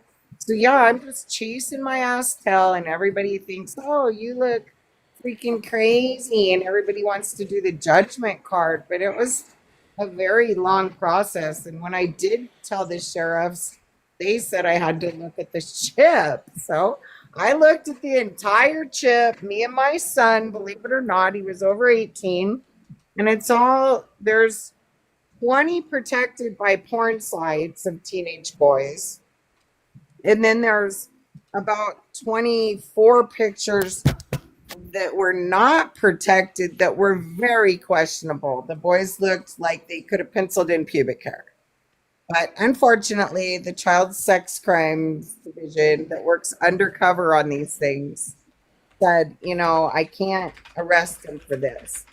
And then I used the chip since my attorney didn't protect me when I asked for my life back because he took all the hard drives and destroyed them before I even knew what was happening. So he's just a bad man, and I really feel strongly the Grindr app needs to cease to exist. I get on there all the time as an underage boy, and men want me to meet them in the parking lot. Do you watch those takedown accounts that are on like TikTok and stuff where they... No, I do it personally to them. I had to show my mom that this shit goes on in Wyoming too. There's it's like Colorado. Help me out, chat. It's like undercover in Colorado or something like that, where people set up these things and then they arrange it to where the cops show up and they arrest the guys. Yeah, well, they told me, the sheriffs, when they called me, because I was flipping out that I've always been a supporter of gays. Don't get me wrong. My first employers as a kid on the Oregon coast were 2 gay men, very prominent gay men to this day. They own Rubio's Casa. And they had Rubio's Mexican restaurant, and they were a wonderful family, but they accepted their gays back in the 70s. Colorado Pet Patrol, that's it, something like that. Craziest thing I've ever been through. Then my little brother died in July after I got my mother out of Oregon and got her off home care. It's been quite the ride. Wow. So it's just been transition. Now my son fell in love in Wyoming, his first love that he gets to touch, not an online love. But, he's 19 and 4 to 6 years delayed, and we're worried the girl isn't even 18. Wow. Because she can only work 5-hour shifts, which is a flag as a mother. Because I'm like, Danny, we're not getting in no statutory rape over here in Gillette, Wyoming, man. I told you we're going back. I told you I have medical needs there. I cannot part with my 12-year neurosurgeon. I have been put back together a million freaking times over this injury and hate. Oh, and I found out, here in about 2020 when shit really got sideways, and I'm like, you're gonna have to go back and live with your mother 1.2 miles away. And this man's saying women suck, women need to die, old people suck, old people need to die. He works for the state, man. I'm contacting our governor. Yeah. Now that we're past the election, I'm contacting our governor because he did sign a code of ethics. Really not about our divorce. It's about his behavior. Choose the behavior, choose the punishment. Why doesn't he ever have to get punished? Yeah. And if Wow. I fought for Well, support, I would have got, he could retire. Mhm. And he's not vested yet. So there's a lot going on in my moving part wheels of life. And I thought about calling you for counsel, but I need to get level and into our stable home back to Nevada. We put in an offer today. We're in contingency, and I'm using my whole entire life savings because I'm going to be left on Medicaid anyways, and I've never been on Medicaid. Mhm. That's a lot. So That's a lot the for you to. whole transition is hard, and they Mhm. say that you have to forgive the narcissist, which we are Episcopals. Our sons and granddaughters were alkalites, and we went to church every Sunday, and to think that the sheriff's department had to tell me, we know what your husband's been doing, Amy, you're not bipolar. They strung me out on the mental health end, giving me drugs I was allergic to, like hydroxyzine, Pristiq, and I'm allergic to Benadryl because I am high risk ADHD. But man, I've been through it, and porn is cheating, and it's a way to get control of another person. Yeah. Well, thanks for sharing. I'm sorry you're going through all that. Fuck. Yeah. At least I'm starting a Sphinx cat business off Sphinx 20. Okay. That's a lot. All right, so I found it on ASU's website, commercial filming and photography on campus. Individuals may take photographs or film on campus and record written or spoken statements for non-commercial use without permission from ASU. However, such recordings may not be broadcast or used for commercial purposes. Be aware that private recordings may be prohibited in certain locations or at select events. Please also be aware of any privacy rights. So this would be broadcast and for commercial purposes. Assuming I filmed it. I could just go sit there, but if I want to film it. So if I want to film it, if I'm not affiliated with the university in any way and was not hired by the university but want to film on campus, an application would be required. Submit your application at least 15 days prior and review the following documents prior. So they do have a fee schedule. So it would cost, for video, for 1 to 4 hours, it would be $300. For 4 to 10 hours, it would be $750. So if I were to go there, I would not do any more than 4 hours. So it would cost $300. Yeah, ASU did make it to the playoffs. They won't play here, though, which is unfortunate. The school's probably almost out, though. No, I would do this regularly, as long as it's not 1,000,000 degrees. Assuming it generates good conversation. So for 1 to 4 hours, it would be $300, and any additional hours is $100 an hour. And then there's an application, and you have to agree to their filming agreement, which has a whole bunch of stuff in here. So it's not as simple as just going on campus, bottom line. And then there's an application, which I can totally do. I'm going to do this. So if it needs 15 days, so it'll be in January. I'm going to do it. Been wanting to do it for a while. There's some political shit in there to be golden. Well, I'm pretty committed, at least at this point, that I'm not a political pundit. I think I could do that, but I don't want to. At least not at this point. I think talking about porn creates enough conversation.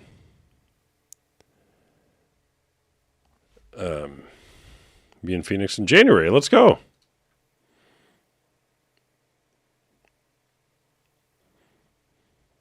Do you think Trump watches? That would be a great. Well, the political question that I actually love with this that I have asked before is, which party do you think will first introduce or make it a, what did I say? Which party do you think will first make it a campaigning message to talk about pornography?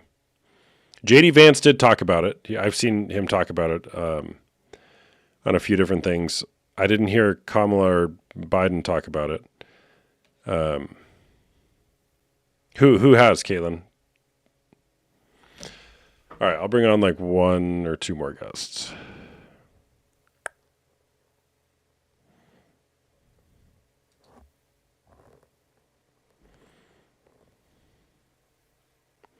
Campaigning basically meaning like making as part of their campaign, introducing some sort of legislation or policy or something, basically talking about how porn is ruining our country.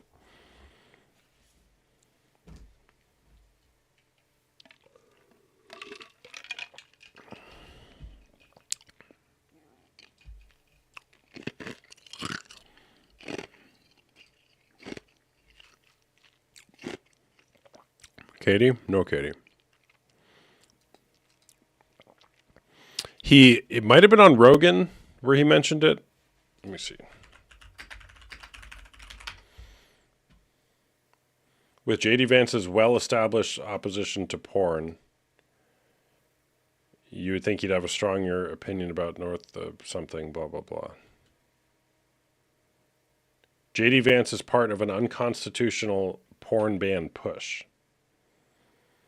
This is in 2022. JD Vance on porn, ban it to save families.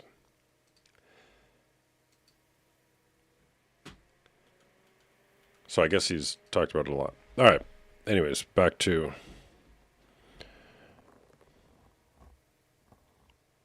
I didn't watch that, Krista.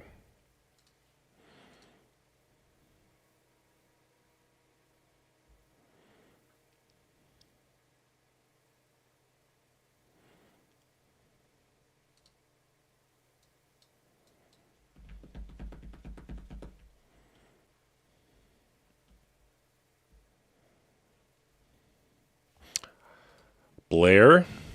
Is there a Blair? I'll read another quote from this book.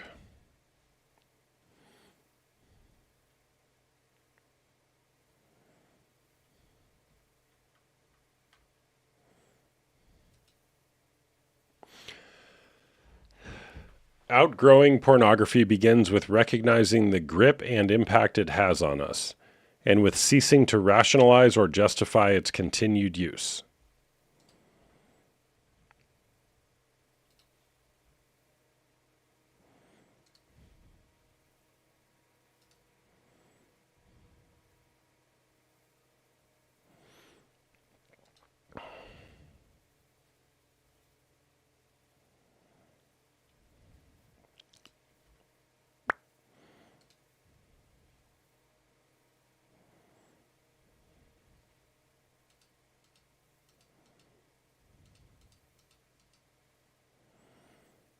R.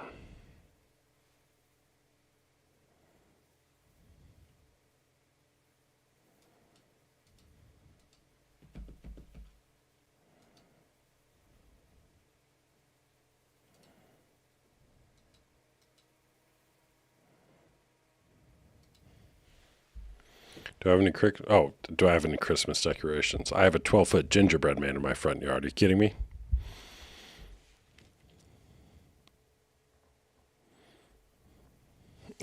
I live on a great street for Christmas decorations. Yeah, we have lights.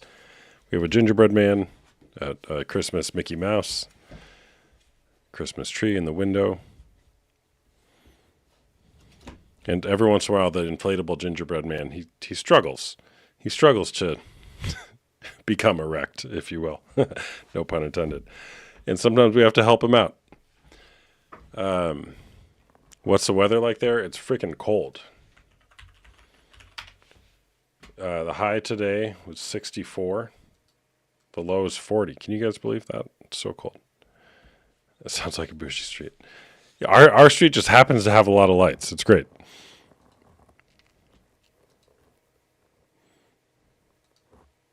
The desert does get cold, people.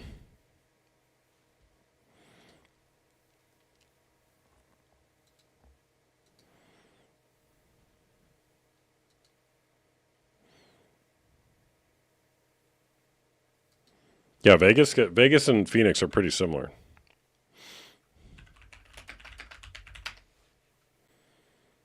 Oh, it's 39 in Vegas. Oh, it's colder there than it is here.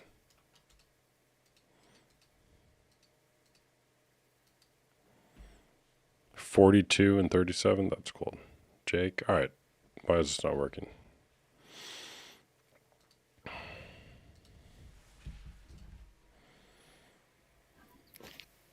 Hey there, what's going on? Yeah, what's going on? Not much. Is porn cheating? I don't think so. All right, why not? Well, I'm curious. What game is being cheated on? I mean, cheating would imply a game being played. What's the game being played here? Monogamous relationship. A monogamous relationship. So this idea is you're only going to have sex with one person,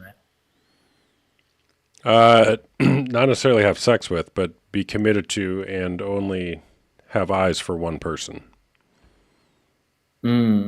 Right. So I suppose, in a sex dynamic, you have this partner, oftentimes in marriage or in long-term relationships, your partner can see sex as leverage.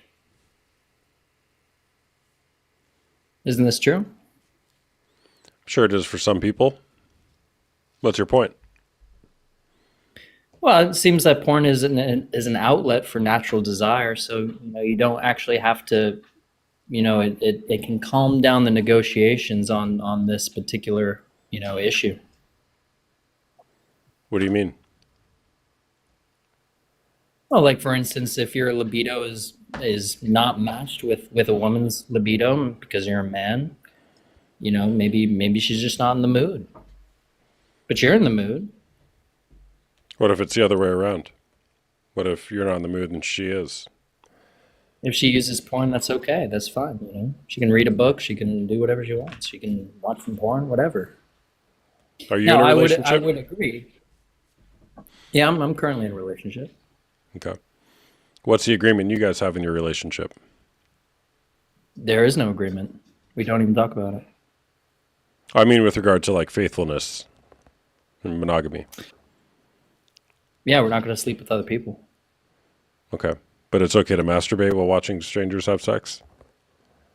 Yeah, certainly. Of course. Okay. And she's on board with that? She doesn't have to be on board with that. I'm asking if she is. Issue. Like, is she aware? I think what she's on board is that I'm willing and ready to be with her whenever the mood strikes. What she wants is an amazing relationship is what I strive to give her. So in your point of view, does having an amazing romantic relationship with one person also include lusting over other people? I don't think porn is lusting over other people. What is it then? I think it's just exploring one's own ideas and fantasies about sex. I mean, porn is so abstract. I think that's the thing about it that sucks, really. That's why we're in relationships. Relationships aren't abstract, it's real. But you have these fantasies. You have these, interests. You can indulge in these interests. That's okay. As long as it's not getting in the way of your actual sexual interaction with this person, or not even sexual interaction, but your spiritual connection with this other person. You could have the porn get in the way of it, but the issue would be that getting in the way. The issue would be, having some sort of corruption in your soul or in your relationship towards them. But if it's pure, then it shouldn't even be a problem. Is she there right now? Can we get her on? No, she's in Japan. Oh, okay. Are you in Japan? No, I'm in Canada. Oh, okay. All right. So does she know that you watch porn? Yeah, yeah, told her.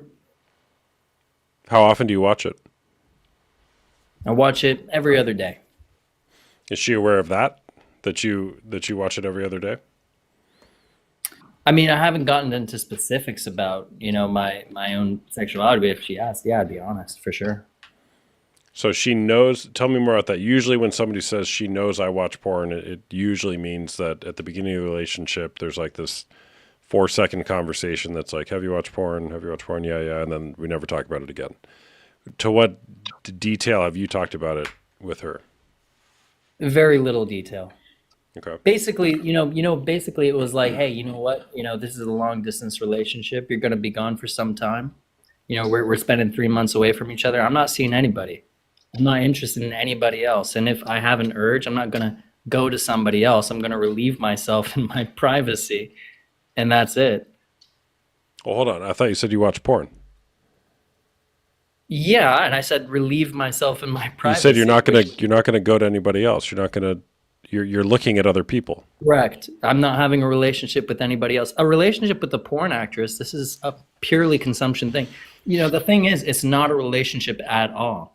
It's the same, it's not the same, but it's kind of similar of having, say, a wet dream, right? You have a dream. Very different. Where Nocturnal emissions are involuntary. But it's hey, right? So it's similar in that you're not actually having a relationship. It literally couldn't be any more not similar. Except it is similar in that you're not having a relationship with the real person. It's similar in that way, isn't it? No, there's like literally no connection between the two. You think a relationship to porn is a relationship to a real person. Is that right? If you look at the definition of relationship, it seems like you're pretty rigid, not in a bad way. You look at the definition of relationship, it certainly fits. Relationship is basically how two things relate to one another.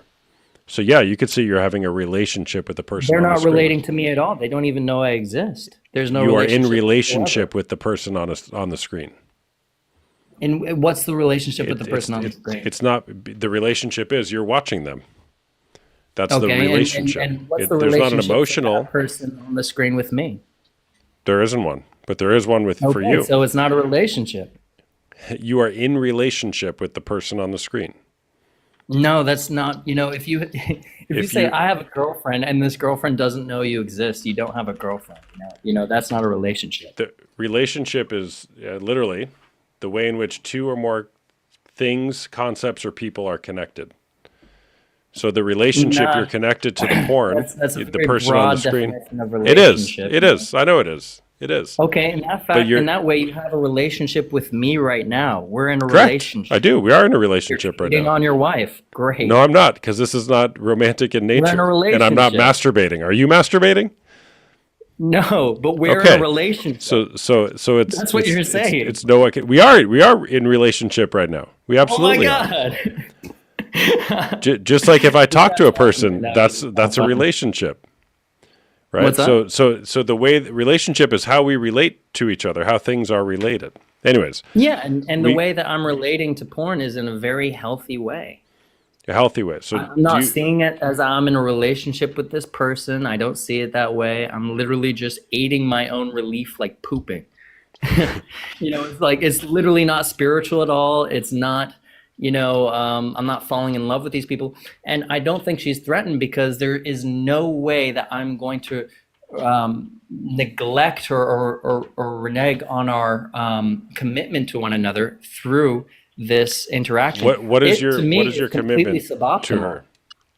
What's that? I love her. I want to make her my wife. I'm learning Japanese. I'm committed. I'm paying for her ticket over here. Mm-hmm. Now we live together. So- We lived together for a year. It's not like this is just a person I met online. We actually have a relationship. Mm-hmm. So what do you think that when you're watching porn, you're objectifying other people? I think the objectifying discourse is it's kind of deranged. Here's that? why. What would it mean to subjectify somebody? I said objectify. I know, right? So it would imply there's a way to subjectify somebody. To subjectify? That's right. What would that mean? Well, what does it mean to objectify somebody? It means to treat them as an To see them object as a rather sex than object. a human being. Rather Focusing than a solely human on their being. physical appearance or a single aspect of them, ignoring their thoughts, feelings, and individuality, essentially dehumanizing them by reducing them to a thing that can be used or consumed. So when you watch porn, or if you would watch porn, you would not be concerned, or you wouldn't be attuned to what the person, the actor was feeling, or the situation that they were in. You wouldn't see them as a human being, but like a robot kind of a thing. Correct. See, that's not me. That's generally what I see people them do. as a human being. That's kind of what's hot about it, you know? So you're Yeah, in you're relationship smiling with 'cause them. you know. No, it's. I mean, if you're going at it that way, you're seeing them as a human being. You're engaging, at least in fantasy, in a sexual act with them. In a sexual act with them? Correct. In fantasy. Yeah, in fantasy. It's okay to fantasize about people and fantasize about things, and you know, it's okay to be sexual, to be a sexual being. For sure, You know, we're all you know, sexual, but the question is what's the most useful thing in a romantic relationship? To objectify and fantasize about other people, or not to, or to just I honor think- your partner? Yeah, so I think actually, you know, if I were to like, okay, so she's away from me for 3 months, right? I can't see her. I can like see her, but like, you know, I have these sexual desires. And if I don't act on these sexual desires, I get extremely frustrated. In fact, if I don't act on sexual desires, I like become very emotional. It's like, you know, all of a sudden, like girls in real life will become extremely sexy to me. You know, it's almost kind of like me watching porn, me jacking off is a commitment of faith to her, saying, I don't even care about these other girls in my life, which I'm surrounded by. I don't even care. I'm going to deplete my sexuality because I cannot be with anybody else but you. And I can't be with you right now because you're far away. So I might as well do what I got to do to manage and make sure that I don't cheat. I'm doing everything that I can to not cheat, including watching porn. What do you think? Mm-hmm. Why not look at pictures of her or fantasize about her? I do. Exclusively. 100%. Let me say that exclusively. Why not exclusively look at pictures or videos of her, assuming you have them, and or fantasize about her exclusively? Dude, I watch like Japanese porn. You realize that, right? That's not what I'm asking. I'm saying why not? Why not just fantasize or have her be the gaze of I don't your, have. I literally do not have videos of her engaging in sex acts with me. There's Okay. no way to virtualize our own sexual interaction. Okay, then why not just fantasize about her? I do. 100%. I love Ju- it so much. Exclusively? Yeah. Oh, yeah. So you don't watch porn of other people or fantasize about other people? I watch porn of other people that look like her. Okay, but you just said you only fantasize about her. Yeah. It's like, you know, they're a way to project my feelings of her on, you know, they're like a medium through this to her in a strange way. But also, you know, I think with porn, there's very interesting scenarios too that turn me on that you can't actually engage with in real life. And situations and scenarios I've always found like sexy, and I wouldn't want to put that on her. You know what I mean? When I'm with her, Like what? I'm completely Like what? with her. I don't want to get it. You know, this is a private conversation to some degree. I don't want to get into specifics, but you can imagine, you know, there are aspects and dimensions of sexuality that porn does explore. And you know, for instance, like I love art, I love entertainment, I love consumption. This stuff stimulates me. It stimulates me, you know. Well, you're exactly In a way right with the that's not consumption. word. unhealthy. Lust is all about consumption. You've nailed that point here. Lust is all about Lust is feeding about consumption, consumption. but it's also about action. I think that's what sucks about porn is that it is about consumption, but you know Well, the reason why. lust and love can't coexist at the same time. Lust is consumption. Lust is about. Lust is about consumption. Love is about giving or Really, you serving. don't think lust and love can exist at the same time? In fact, you don't Absolutely think not. one can lend into the other? Really? No, I don't think lust and love can coexist at the same time. So when you desire your partner, you don't actually love them at all. A healthy desire is very different than lust. Well, what's the difference?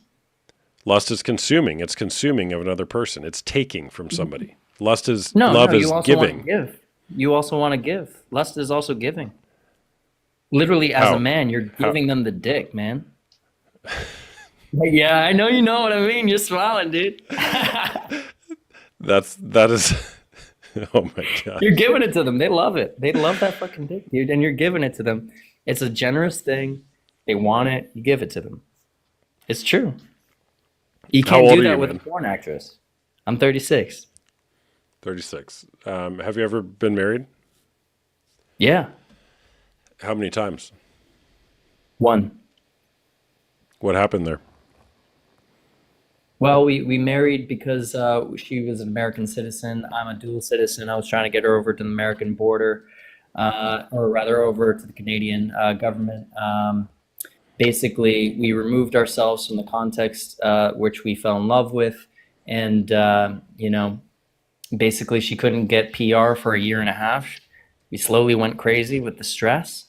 And then we broke apart, but I also felt like I dodged a bullet because she was a drinker, and when she drank, she became very belligerent, not just to me, but just to anybody who was around her. And so I, you know, that phase of my life, I do think it was useful. And, you know, we eloped. It wasn't a marriage, you know, in a full sense, I think. And I think that's why it also broke apart as well.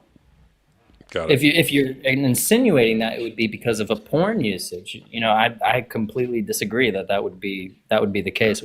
I think in all our arguments and debates, our sex life was the you know, as a way to worship each other. I'm not insinuating that, by the way. I'm just curious about some of your past. When did you start watching porn? Oh, when I was a teenager. Like how old? On average, it's 13 years old. Well, I think I was 12 when I found my father's Playboy magazines. Mm-hmm. Yeah. And when did it become Now- habitual?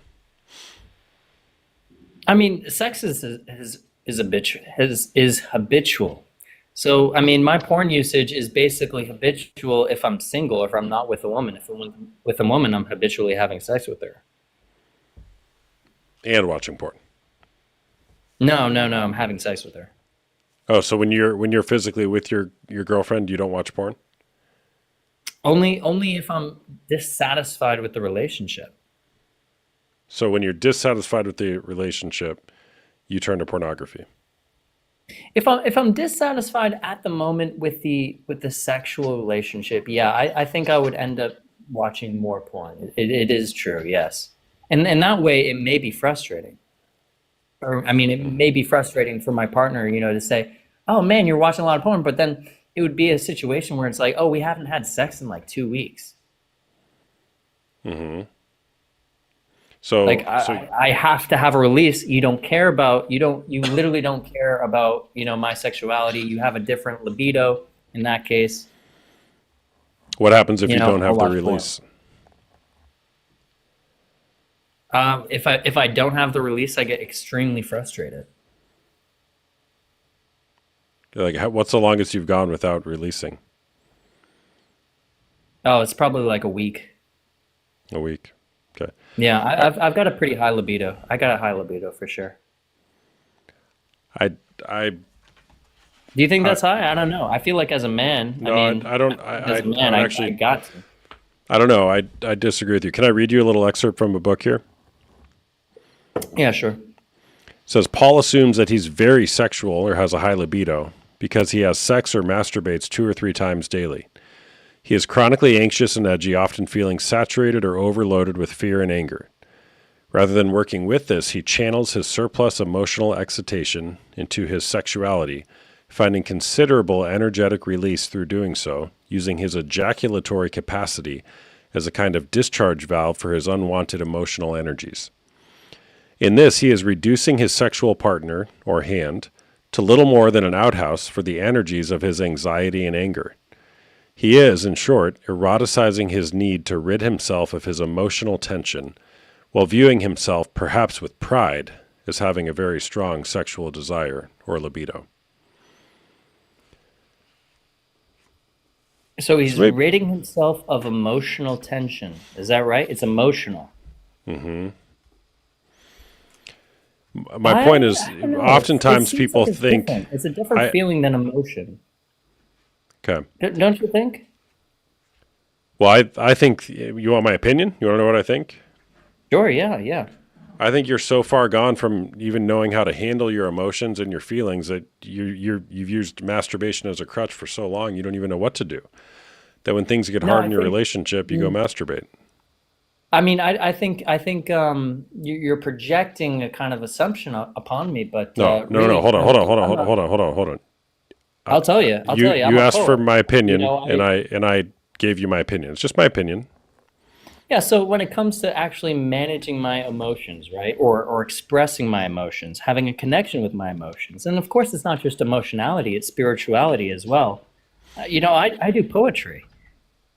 Obviously, pornography is not my identity. Here I am, of course, because you've got this prompt. I've never argued against this prompt. I don't really even care that much, but I find it an interesting question, so that's why I'm here. However, I have a very healthy connection with my own emotions, and I think that's quite self-evident with my work.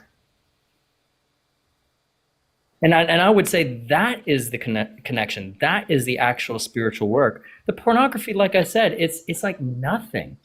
It's like nothing. And I would actually interrogate an ideology or a worldview that puts primary and abstinence from porn, or even obviously like a worship with porn would also be like this crazy thing. I don't either worship or abstinent from it. I just think it's like just a normal part of everyday life. That's kind of how I see it. It's But like think about it. Think about what you're saying, right? And I want to be very clear. I don't think you're separating masturbation from watching porn and masturbating. Right? What you're saying is a normal part of everyday life is to go masturbate while watching strangers have sex. I would assert that that's not normal. I think it's. I mean, of course, a lot in modern life is not normal. You and I talking on a phone is not normal. In a sense, but here we are in this modern world, and yeah, I mean, we watch strangers have all sorts of drama and interactions on TV. Well, I would actually talking agree with that, strangers. that human connection is not intended to be over a screen. I'll give you that for sure. And sex is also not intended to be over a screen. Yeah, which So- is why so the it's, question is- it's ineffective. It's nothing. It's literally something that It's not nothing unsatisfying. because it's not nothing. It's not nothing. It definitely means something. And what does it mean? Well, what's the importance of sex? Bonding with your partner. Okay. Then if you're masturbating to strangers on a screen, It's not the only thing, that's though. not bonding with your partner. And the Well, data suggests, studies actually suggest you bond with the medium in which you're watching the porn, which is, there's a reason why people typically use the same device when they watch porn, because they're bonding with the thing. When you release, you're literally making a connection to the device, similar to that when a woman is breastfeeding a baby, she's bonding to the baby by the chemicals released in her brain. Same thing happens when a man releases. He's bonding to the thing in which he's watching the porn or participating in the sex act with. That's not how it's I don't. supposed I to don't be. feel any bond. I don't feel any like what kind of bond are we talking about? Well, Like a spiritual I understand bond, you an may not emotional feel a bond? bond, but the fact that you haven't gone a week without it indicates that there's some sort of bond there. Well, it's a bond to my own I'm bonded to my own sexuality, but that has nothing to do with the screen. I mean, it has something to do with the screen. Just that When's the last screen time is you affected. masturbated? When's the last time you masturbated without a screen? It's been a while, to be honest. Like a decade, 2 decades? I mean, if I'm Never. no, I have. I definitely have. I've tried with books because I'm a literary type. I like books, and books have definitely turned me on. I feel kind of connected to the female psyche in that sense because women read books all the time.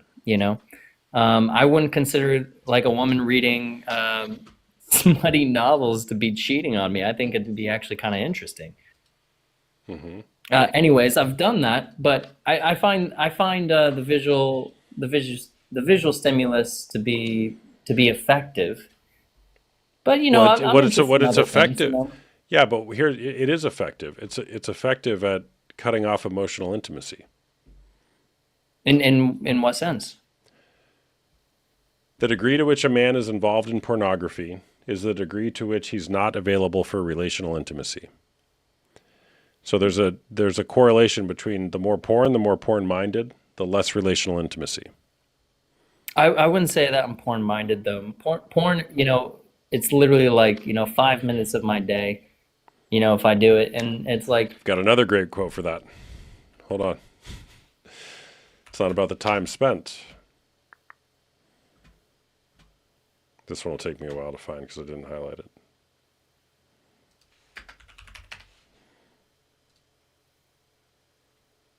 I'm not going to find it.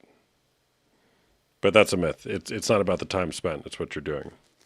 Well, look, I agreed with you in the sense that, I like to masturbate and look at porn in order not to be interested or be available for sexual intimacy with anybody else in my life. Like literally, that's my goal. And I find porn to be an aid in that regard, for sure, 100%. I still feel like a sexual being. I still feel like, I'm not like completely frustrated and all the attendant, emotions that come with that would actually drive me to see somebody else in my local sphere, which by the way, like, I'm in the restaurant industry. I'm seeing like beautiful women all the time. It's an atmosphere of drinking and everything like that. I'm trying to keep away from actually, any kind of debauchery or impulse to cheat. And it's like first of all, Japan has a cheating culture, so I could say like, oh, like I bet she's cheating on me or something, or I could say, oh, she'll never know. I'll just do it. I'll just talk to this person that I just met, and I don't want to do that. I want to be in a place where I feel spent already. Of course, when she comes back, I'm not going to be watching porn, 100%. The longest you've ever gone is 1 week. The data suggests that I mean, no. It's not. That's not the longest from porn. That's just the longest from relieving myself. I mean, if I'm in a relationship, what's the longest you've gone I'm without often porn? not watching porn. I literally haven't measured it. I haven't thought about it that much. Probably months. Of course, once you go away for months, when you do, you're scrolling, right? And then you see a beautiful woman and you're like, oh man, I remember that. And then you like go see some other stuff. And then before you know it, you're horny. But then, I think it's our responsibility as a man to leverage that into, beautiful experiences with your partner.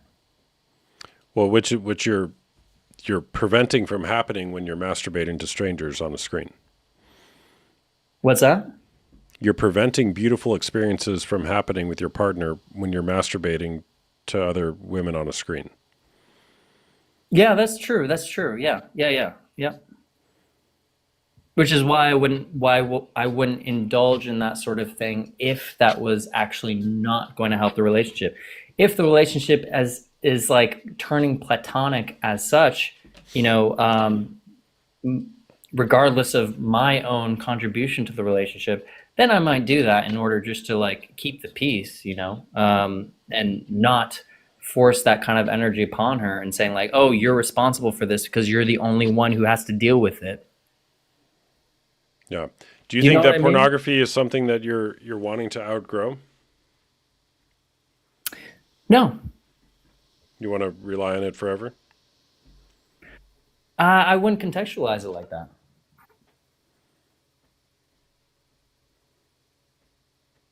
I mean, of course, if there's something better, then I would go for it.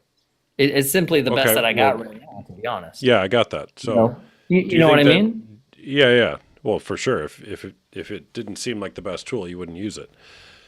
What about striving to have true, intimate, authentic, vulnerable connection with your partner and only your partner? Do you think that would be better?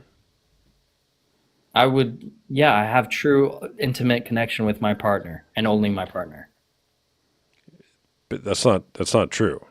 You have Yeah, porn. oh, it's completely true. You're having intimate. You have a secret, intimate life by way of pornography. Yeah, and so, well, I also have like a secret interior soul as well that nobody can access. I got to ask you something. You say I have a connection, a secret interior, or sorry, a secret connection with this other person. How is this connection with the other person on the screen has no connection with me? It seems like there's a little bit of a cognitive dissonance there. You know, You actual sexual intimacy is no like real sexual intimacy is two-way. no. Look at stalkers. The person who's being stalked has no idea that there's a connection, but the stalker for sure has a connection.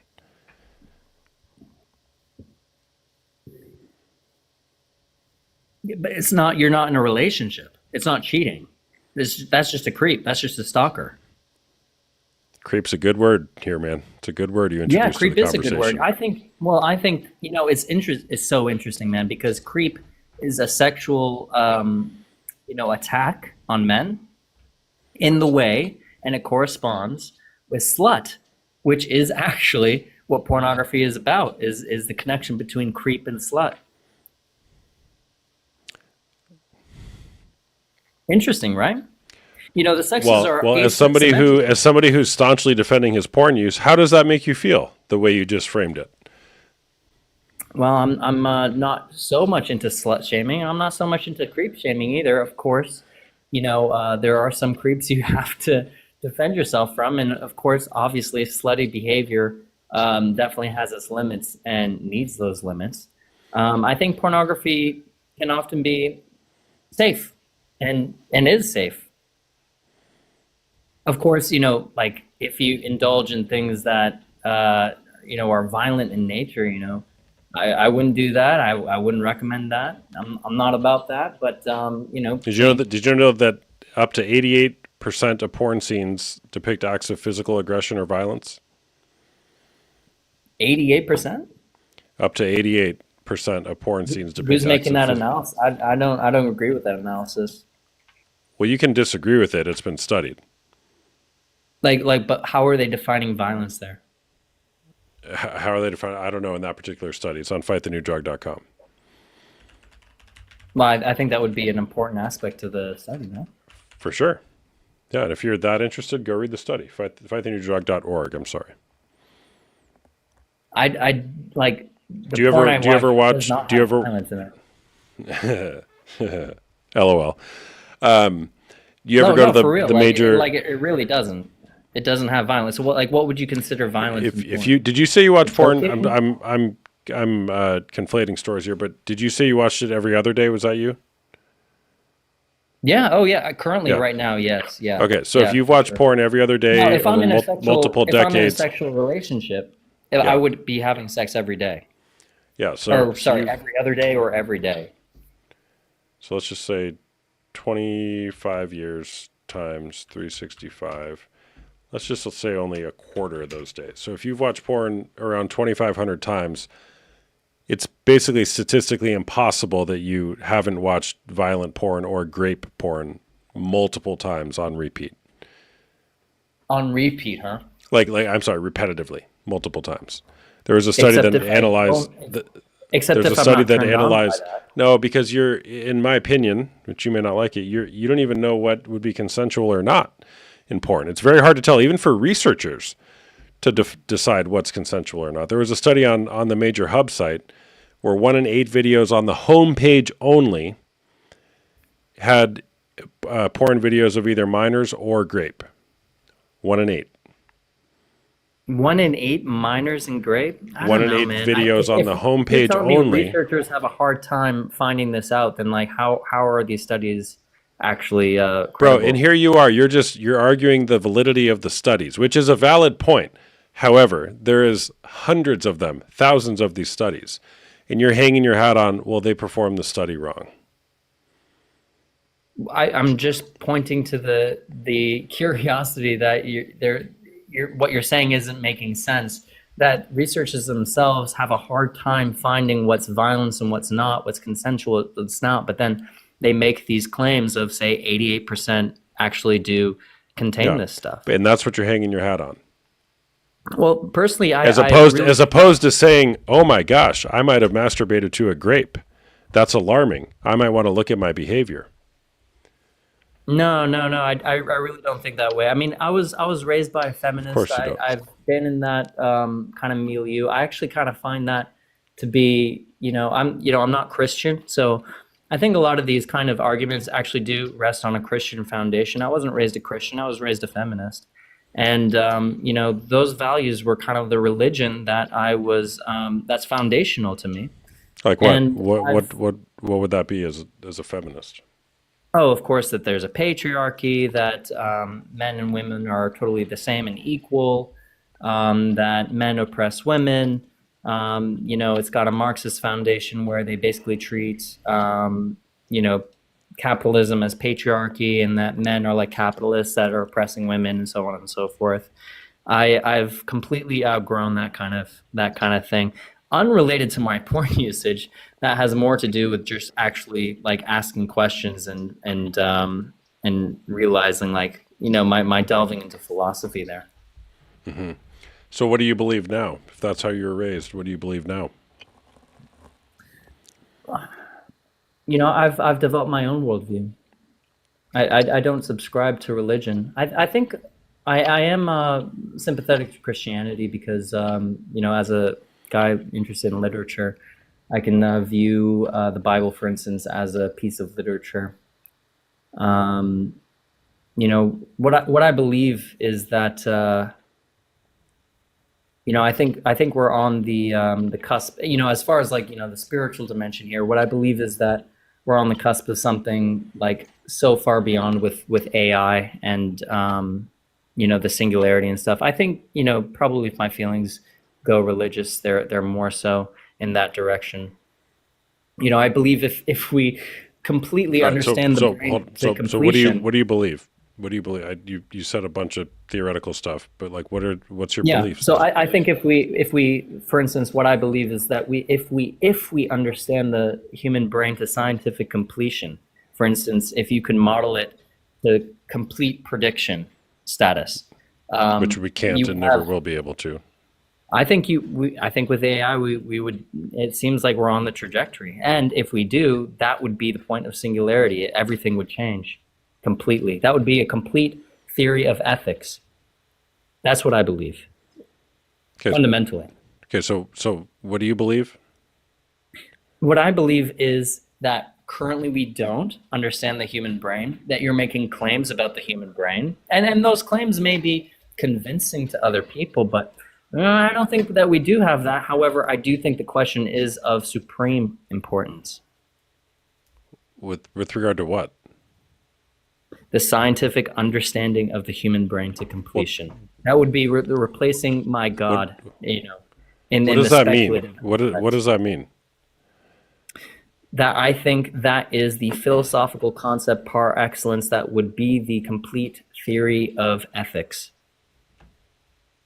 That's not stating a belief. You're saying hypothetically if something might have happened. That is a or belief. might happen Hypothetically, right. So that is a belief. I'm saying the complete scientific understanding of the human brain, which also would be the complete understanding of the human body. What does that mean? The complete scientific understanding of the human brain. What does that mean? Total prediction, total accuracy. What does that prediction. mean? What does accuracy and prediction mean? You would know exactly how it works at all times in all brain states at all times. But what does that mean? Confusion whatsoever. Like predicting what people might do? Predicting what people... Yeah, so with science, if you understand something, you can predict it, right? You can predict what the outcome would be, correct? That's what, a scientifically valid theory would do. It would actually be able to predict outcomes consistently. So I'm saying a scientifically understood brain to completion, a human brains, you would have, first of all, a completely different society, but also this would be synonymous with the complete theory of ethics. The reason why we don't have a complete theory of ethics is because our understanding of the human brain isn't complete. Do you know what I'm saying? That's my foundational belief, value system there, belief system. It's That's not even a belief system. You're saying if we could do this thing, then what? Like, what does that mean for your belief? Okay, so given whatever you just said, what does that mean for how you live your life? Yeah, I mean that's a really great question. That's a really great question, and that's something that I tried to tackle with my poetry.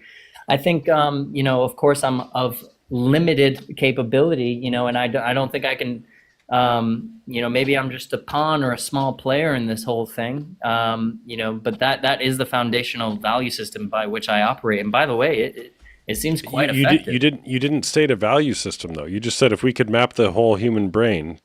I didn't state a value system in saying what a complete theory of ethics is. No, you said if we could really? map Because that's the theory of ethics. If we could map the human brain, defining then what we a would have. complete theory Then of we. ethics is. I'm defining an absolutism. So for Christians, an absolutism would be God, right? God would be a complete. He would know everything as far as human ethics is concerned, human value. But I didn't grow up Christian. I'm saying this. The complete understanding of the human brain is complete ethics.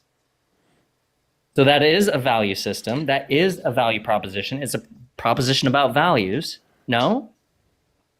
I don't like. What does that mean for how you live your life? You're saying if we can understand the brain, then we have that doesn't mean anything. It's a very sophisticated word salad non-answer. If you want to talk about neurobiology, neurobiology, porn ruins the brain. This is not debated anymore in the scientific community.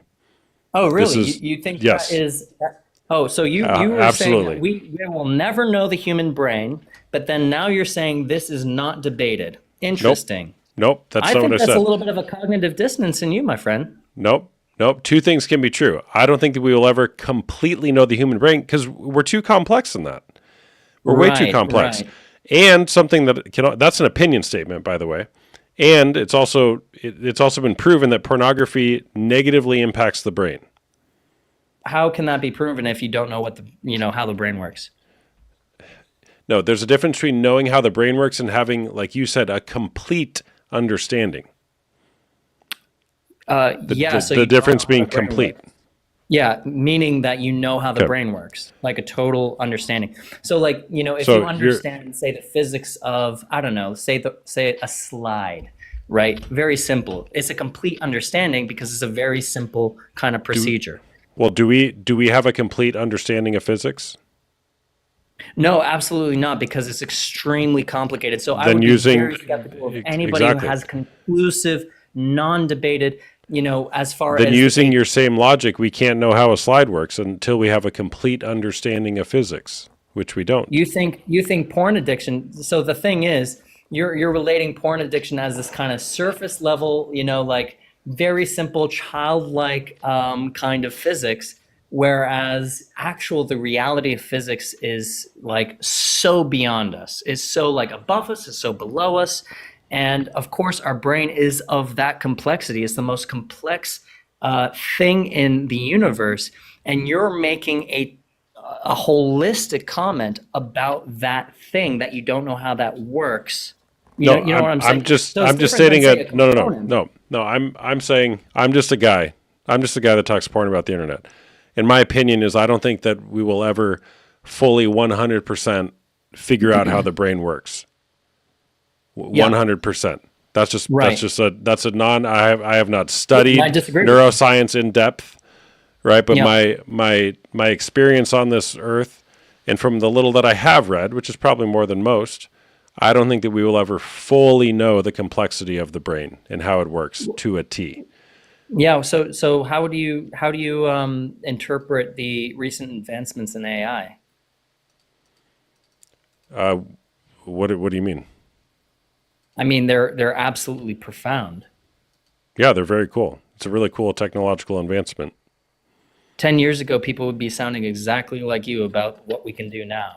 And they said that 10 years before them, and 10 years before them, and 10 years before them. And they're going to say 10 years from now, and 10 years from now, and 10 years from now, and 10 years from now.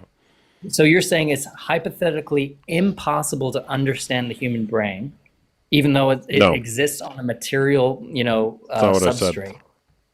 No. Oh, you say we're never going to understand the human brain. So No. that would be I synonymous didn't with say that either. impossible. I didn't say that either. Okay, so what are you saying? I said in a layperson's understanding, which is very little, I don't think that we'll fully understand how the brain works. Yo, can we That's take just- a minute that's- and just laugh that we're having this conversation with your prompt? I think your It's audience it's should quite find that ridiculous. funny. Oh, trust me, I they've think been it's asking me to kick you amazing. off for It's a an long amazing time. thing. I love Yeah. it. I love it Yeah. so much. I appreciate you having this conversation. I really do. Yeah. But here's the thing, man. I appreciate the conversation, but it's like there's nothing concrete here. What do you mean? Oh gosh. Okay. I'm not even going to try to find a graceful way to off ramp you here, which usually I do. You've been on for 45 minutes. It's not because I don't want to talk to you. Okay. It's because it's after Dude, midnight. 45 minutes, really? Yeah. Fascinating. It's because it's after midnight and I really want to go to bed. But good chatting with you. Okay. I appreciate the appreciate conversation. it. Thank you. Yeah. Thank you. All Take right. care. Bye-bye. All right. Now I'll take one more person, not because I think I have to, because I don't want to end on that note. Oh man.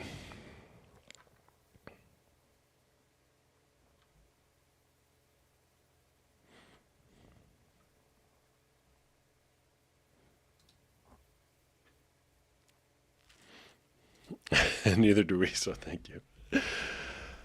Hey there, what's going on? Hello.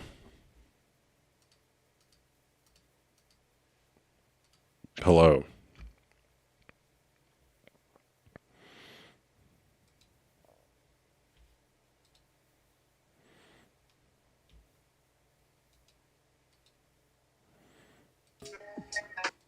Hey there, what's going on? Hello. Yes. Yes. Yes. We got a snore. Yes. This is the best. Yes. Oh, I love it when people snore on here. What should I do?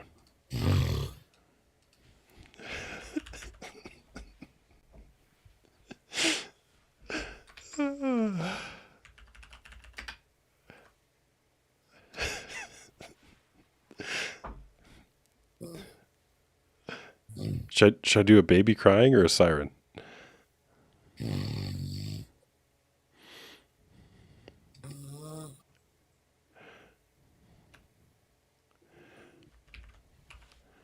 Siren? Okay, siren wins.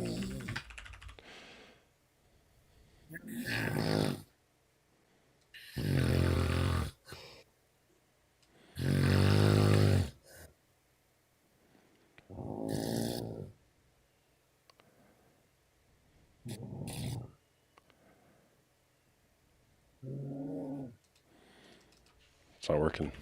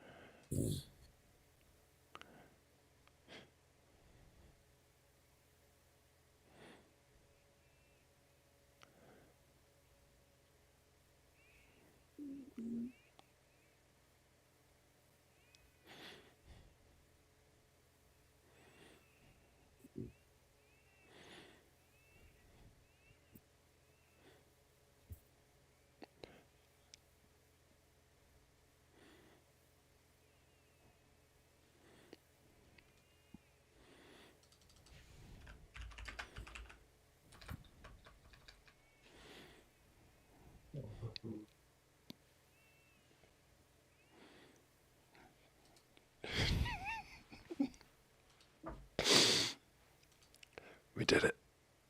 We did it. We woke her up.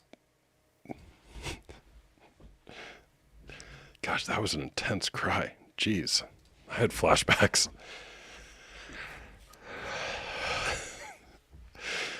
Okay.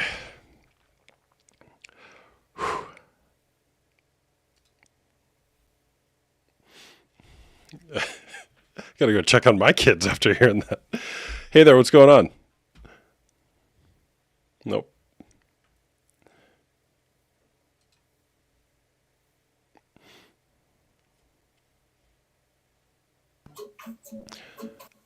Why am I whispering after she woke up? I didn't want her to know it was me. Hey there, what's going on? Hello. Hello. Dee Dee? You're not sleeping too, are you? See, this is why I shouldn't have 45-minute long conversations, because people fall asleep.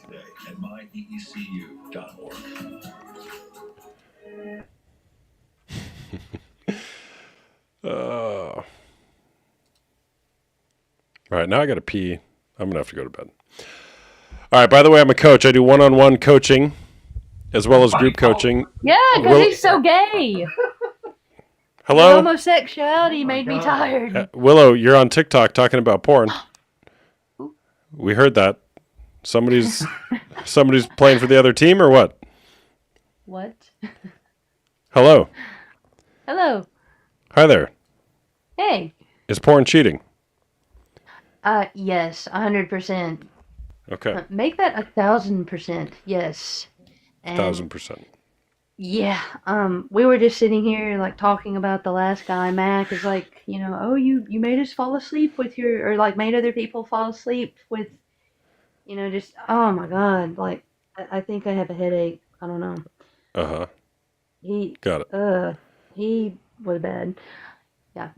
Okay. But yeah, I think it is cheating, and I believe that it does cause not just mental and emotional health problems, but physical health problems also. And I don't know if people really look into that either, but it can It's lower for sure. testosterone. Your Yeah. brain on porn talks all about that.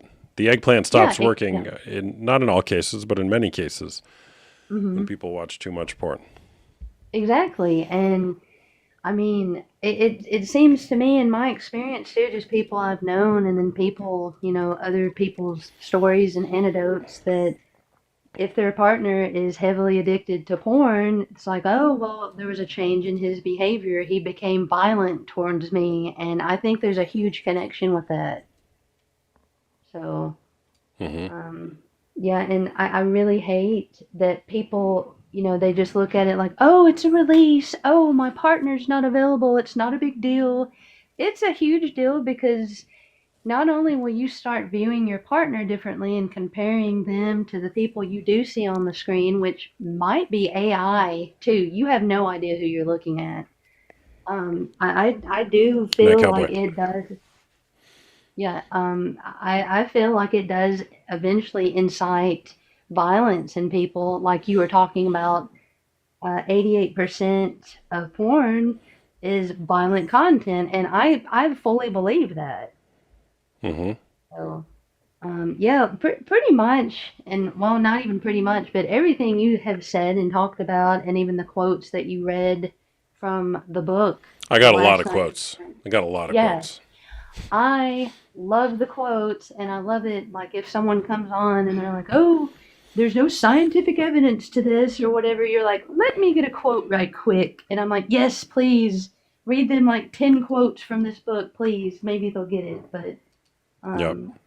yeah, so everything that you say and talk about is 100% spot on, and I agree with everything that you've said and talked about. Well, thank So, you. yeah, However, you're welcome. don't agree just Mhm. because I'm saying it. Do your own research. No, for sure. That's another thing. I've been researching this stuff just on my own accord, like for experiences and just all that stuff. Betrayal trauma and stuff that it does to the brain and all that. So I got a everything quote that for you that. say. Oh, okay. Can No, you I'm read just it? kidding. Well, just Okay, this whole crap. book is a quote. Yeah, And what book is that? The Betrayal Bind. Okay, okay, Betrayal Bind. I mean, I would even be interested in probably reading that too. Yeah, it's the best book on betrayal out there, in my opinion.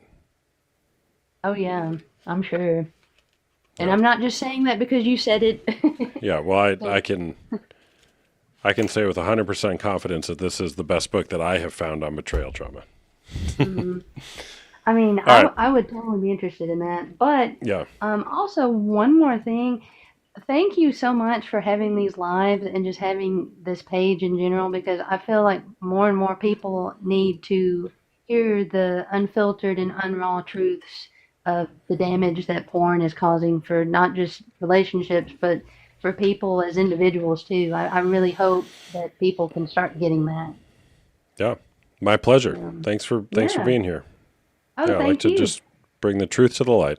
That's what we do here. Yeah. Yeah, Yeah. definitely. And thank you so much. Yeah. All right. Thanks for sharing. Bye-bye. You're welcome. Bye. All right, that's all she wrote tonight. Give me a follow if you guys don't follow me already up there. Thanks everyone for being here. By the way, I'm a coach. I do one-on-one coaching as well as group coaching, both for men who are dealing with unwanted sexual behavior, such as porn addiction or sex addiction or other unwanted sexual behavior, and for women dealing with betrayal trauma, the trauma that is experienced after a betrayal is discovered. I have groups who meet on either Tuesday nights or Wednesday afternoons, depending where you are and what the group is, both for men and women. The groups are led by myself and other female contributors in the women's case and other male contributors in the men's case. They're $99 a month. We meet for an hour and 15 minutes weekly on Zoom. It's a great place. Hello, Daniela. It's a great place to heal in community because healing doesn't occur until it's witnessed empathetically. It's a quote from Dr. Gabor Mate. Healing doesn't occur until it's witnessed empathetically. So if you want to heal, join a group. The book on betrayal is called The Betrayal Bind by Michelle Mays. And if you don't want to join one of my groups, or you're like, oh, this guy, he's just a guy that talks about porn on the internet, you're right. That's all I am. I'm much more than that. But if you want to get help and I'm not the guy, no problem. Go find yourself somebody who you think can help you. Get in a group, get in community, tell somebody what's going on. It's worth it to get yourself unstuck from whatever the thing is that's holding you back. Betrayal trauma, unwanted sexual behavior. Your life is too important to be stuck in this, to be sitting there trying to convince somebody else to stop watching porn, or to sit there and masturbate while watching strangers have sex on a screen. Is this what you want your life to be about? Some people do. Hey, no problem. Am I right, Mac? But other people don't. If you don't want to, there is hope for you. How do I know? Well, I was one. I watched porn for about 20 years, which escalated into physical cheating. My wife, when I was married, I'm still married to the same woman. It's been 7 years since the discovery day, and we have restored our marriage into something that I think is beautiful. We can openly communicate, talk about things with nothing between us. It's a lot of work. Some say it gets harder before it gets easier. I would agree. It gets more painful before it gets less painful. But the question is what more could you have in life if you left these behaviors behind, or if you outgrew these pornographic behaviors? As Dr. Robert Augustus Masters says in To Be a Man. So I'd recommend The Betrayal Bind and also Unwanted by Jay Stringer. That's my number one recommendation. This one it's a great book. I would recommend a couple read that together. But for a woman who's just struggling with betrayal, I'd recommend The Betrayal Bind first. What's the most painful story you've heard? Not giving client details. Well, I don't know about that. Unpopular opinion. I don't know. Painful story I've heard. Well, every story, I did a video on this. Behind every man that watches porn is a story that's dying to be told. Behind every woman who's struggling with betrayal trauma, there's a story that's dying to be told. So with my clients, it's not like we're just like, hey, how are you going to stop watching porn? Don't do it. No FAP. Okay, that doesn't work. It's what needs to be grieved. What griefs are there beneath the surface?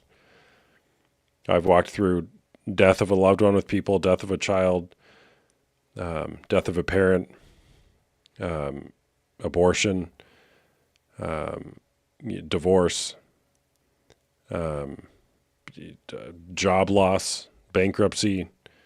There's all these things that go on in life that are pointing towards something else. And usually the pornography is just masking what's really going on beneath the surface of all these underlying griefs.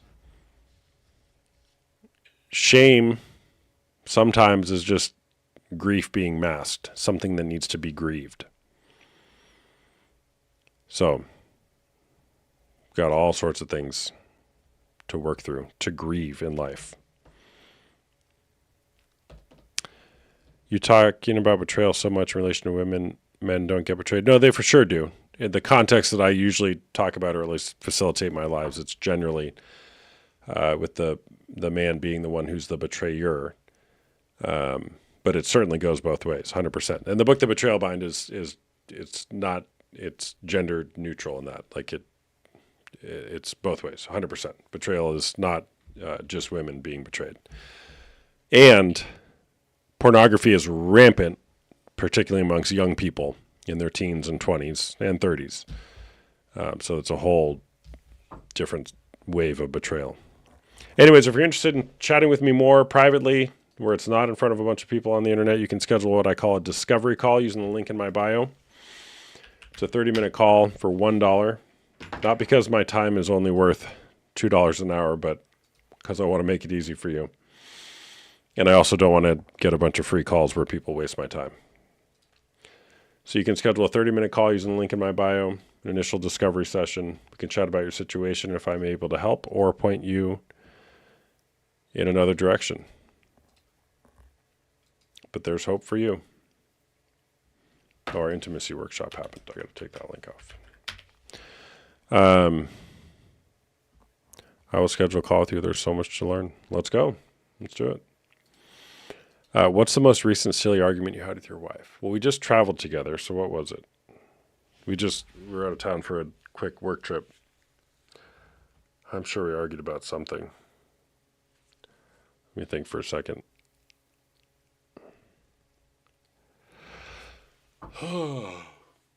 We argued about the dishes last week.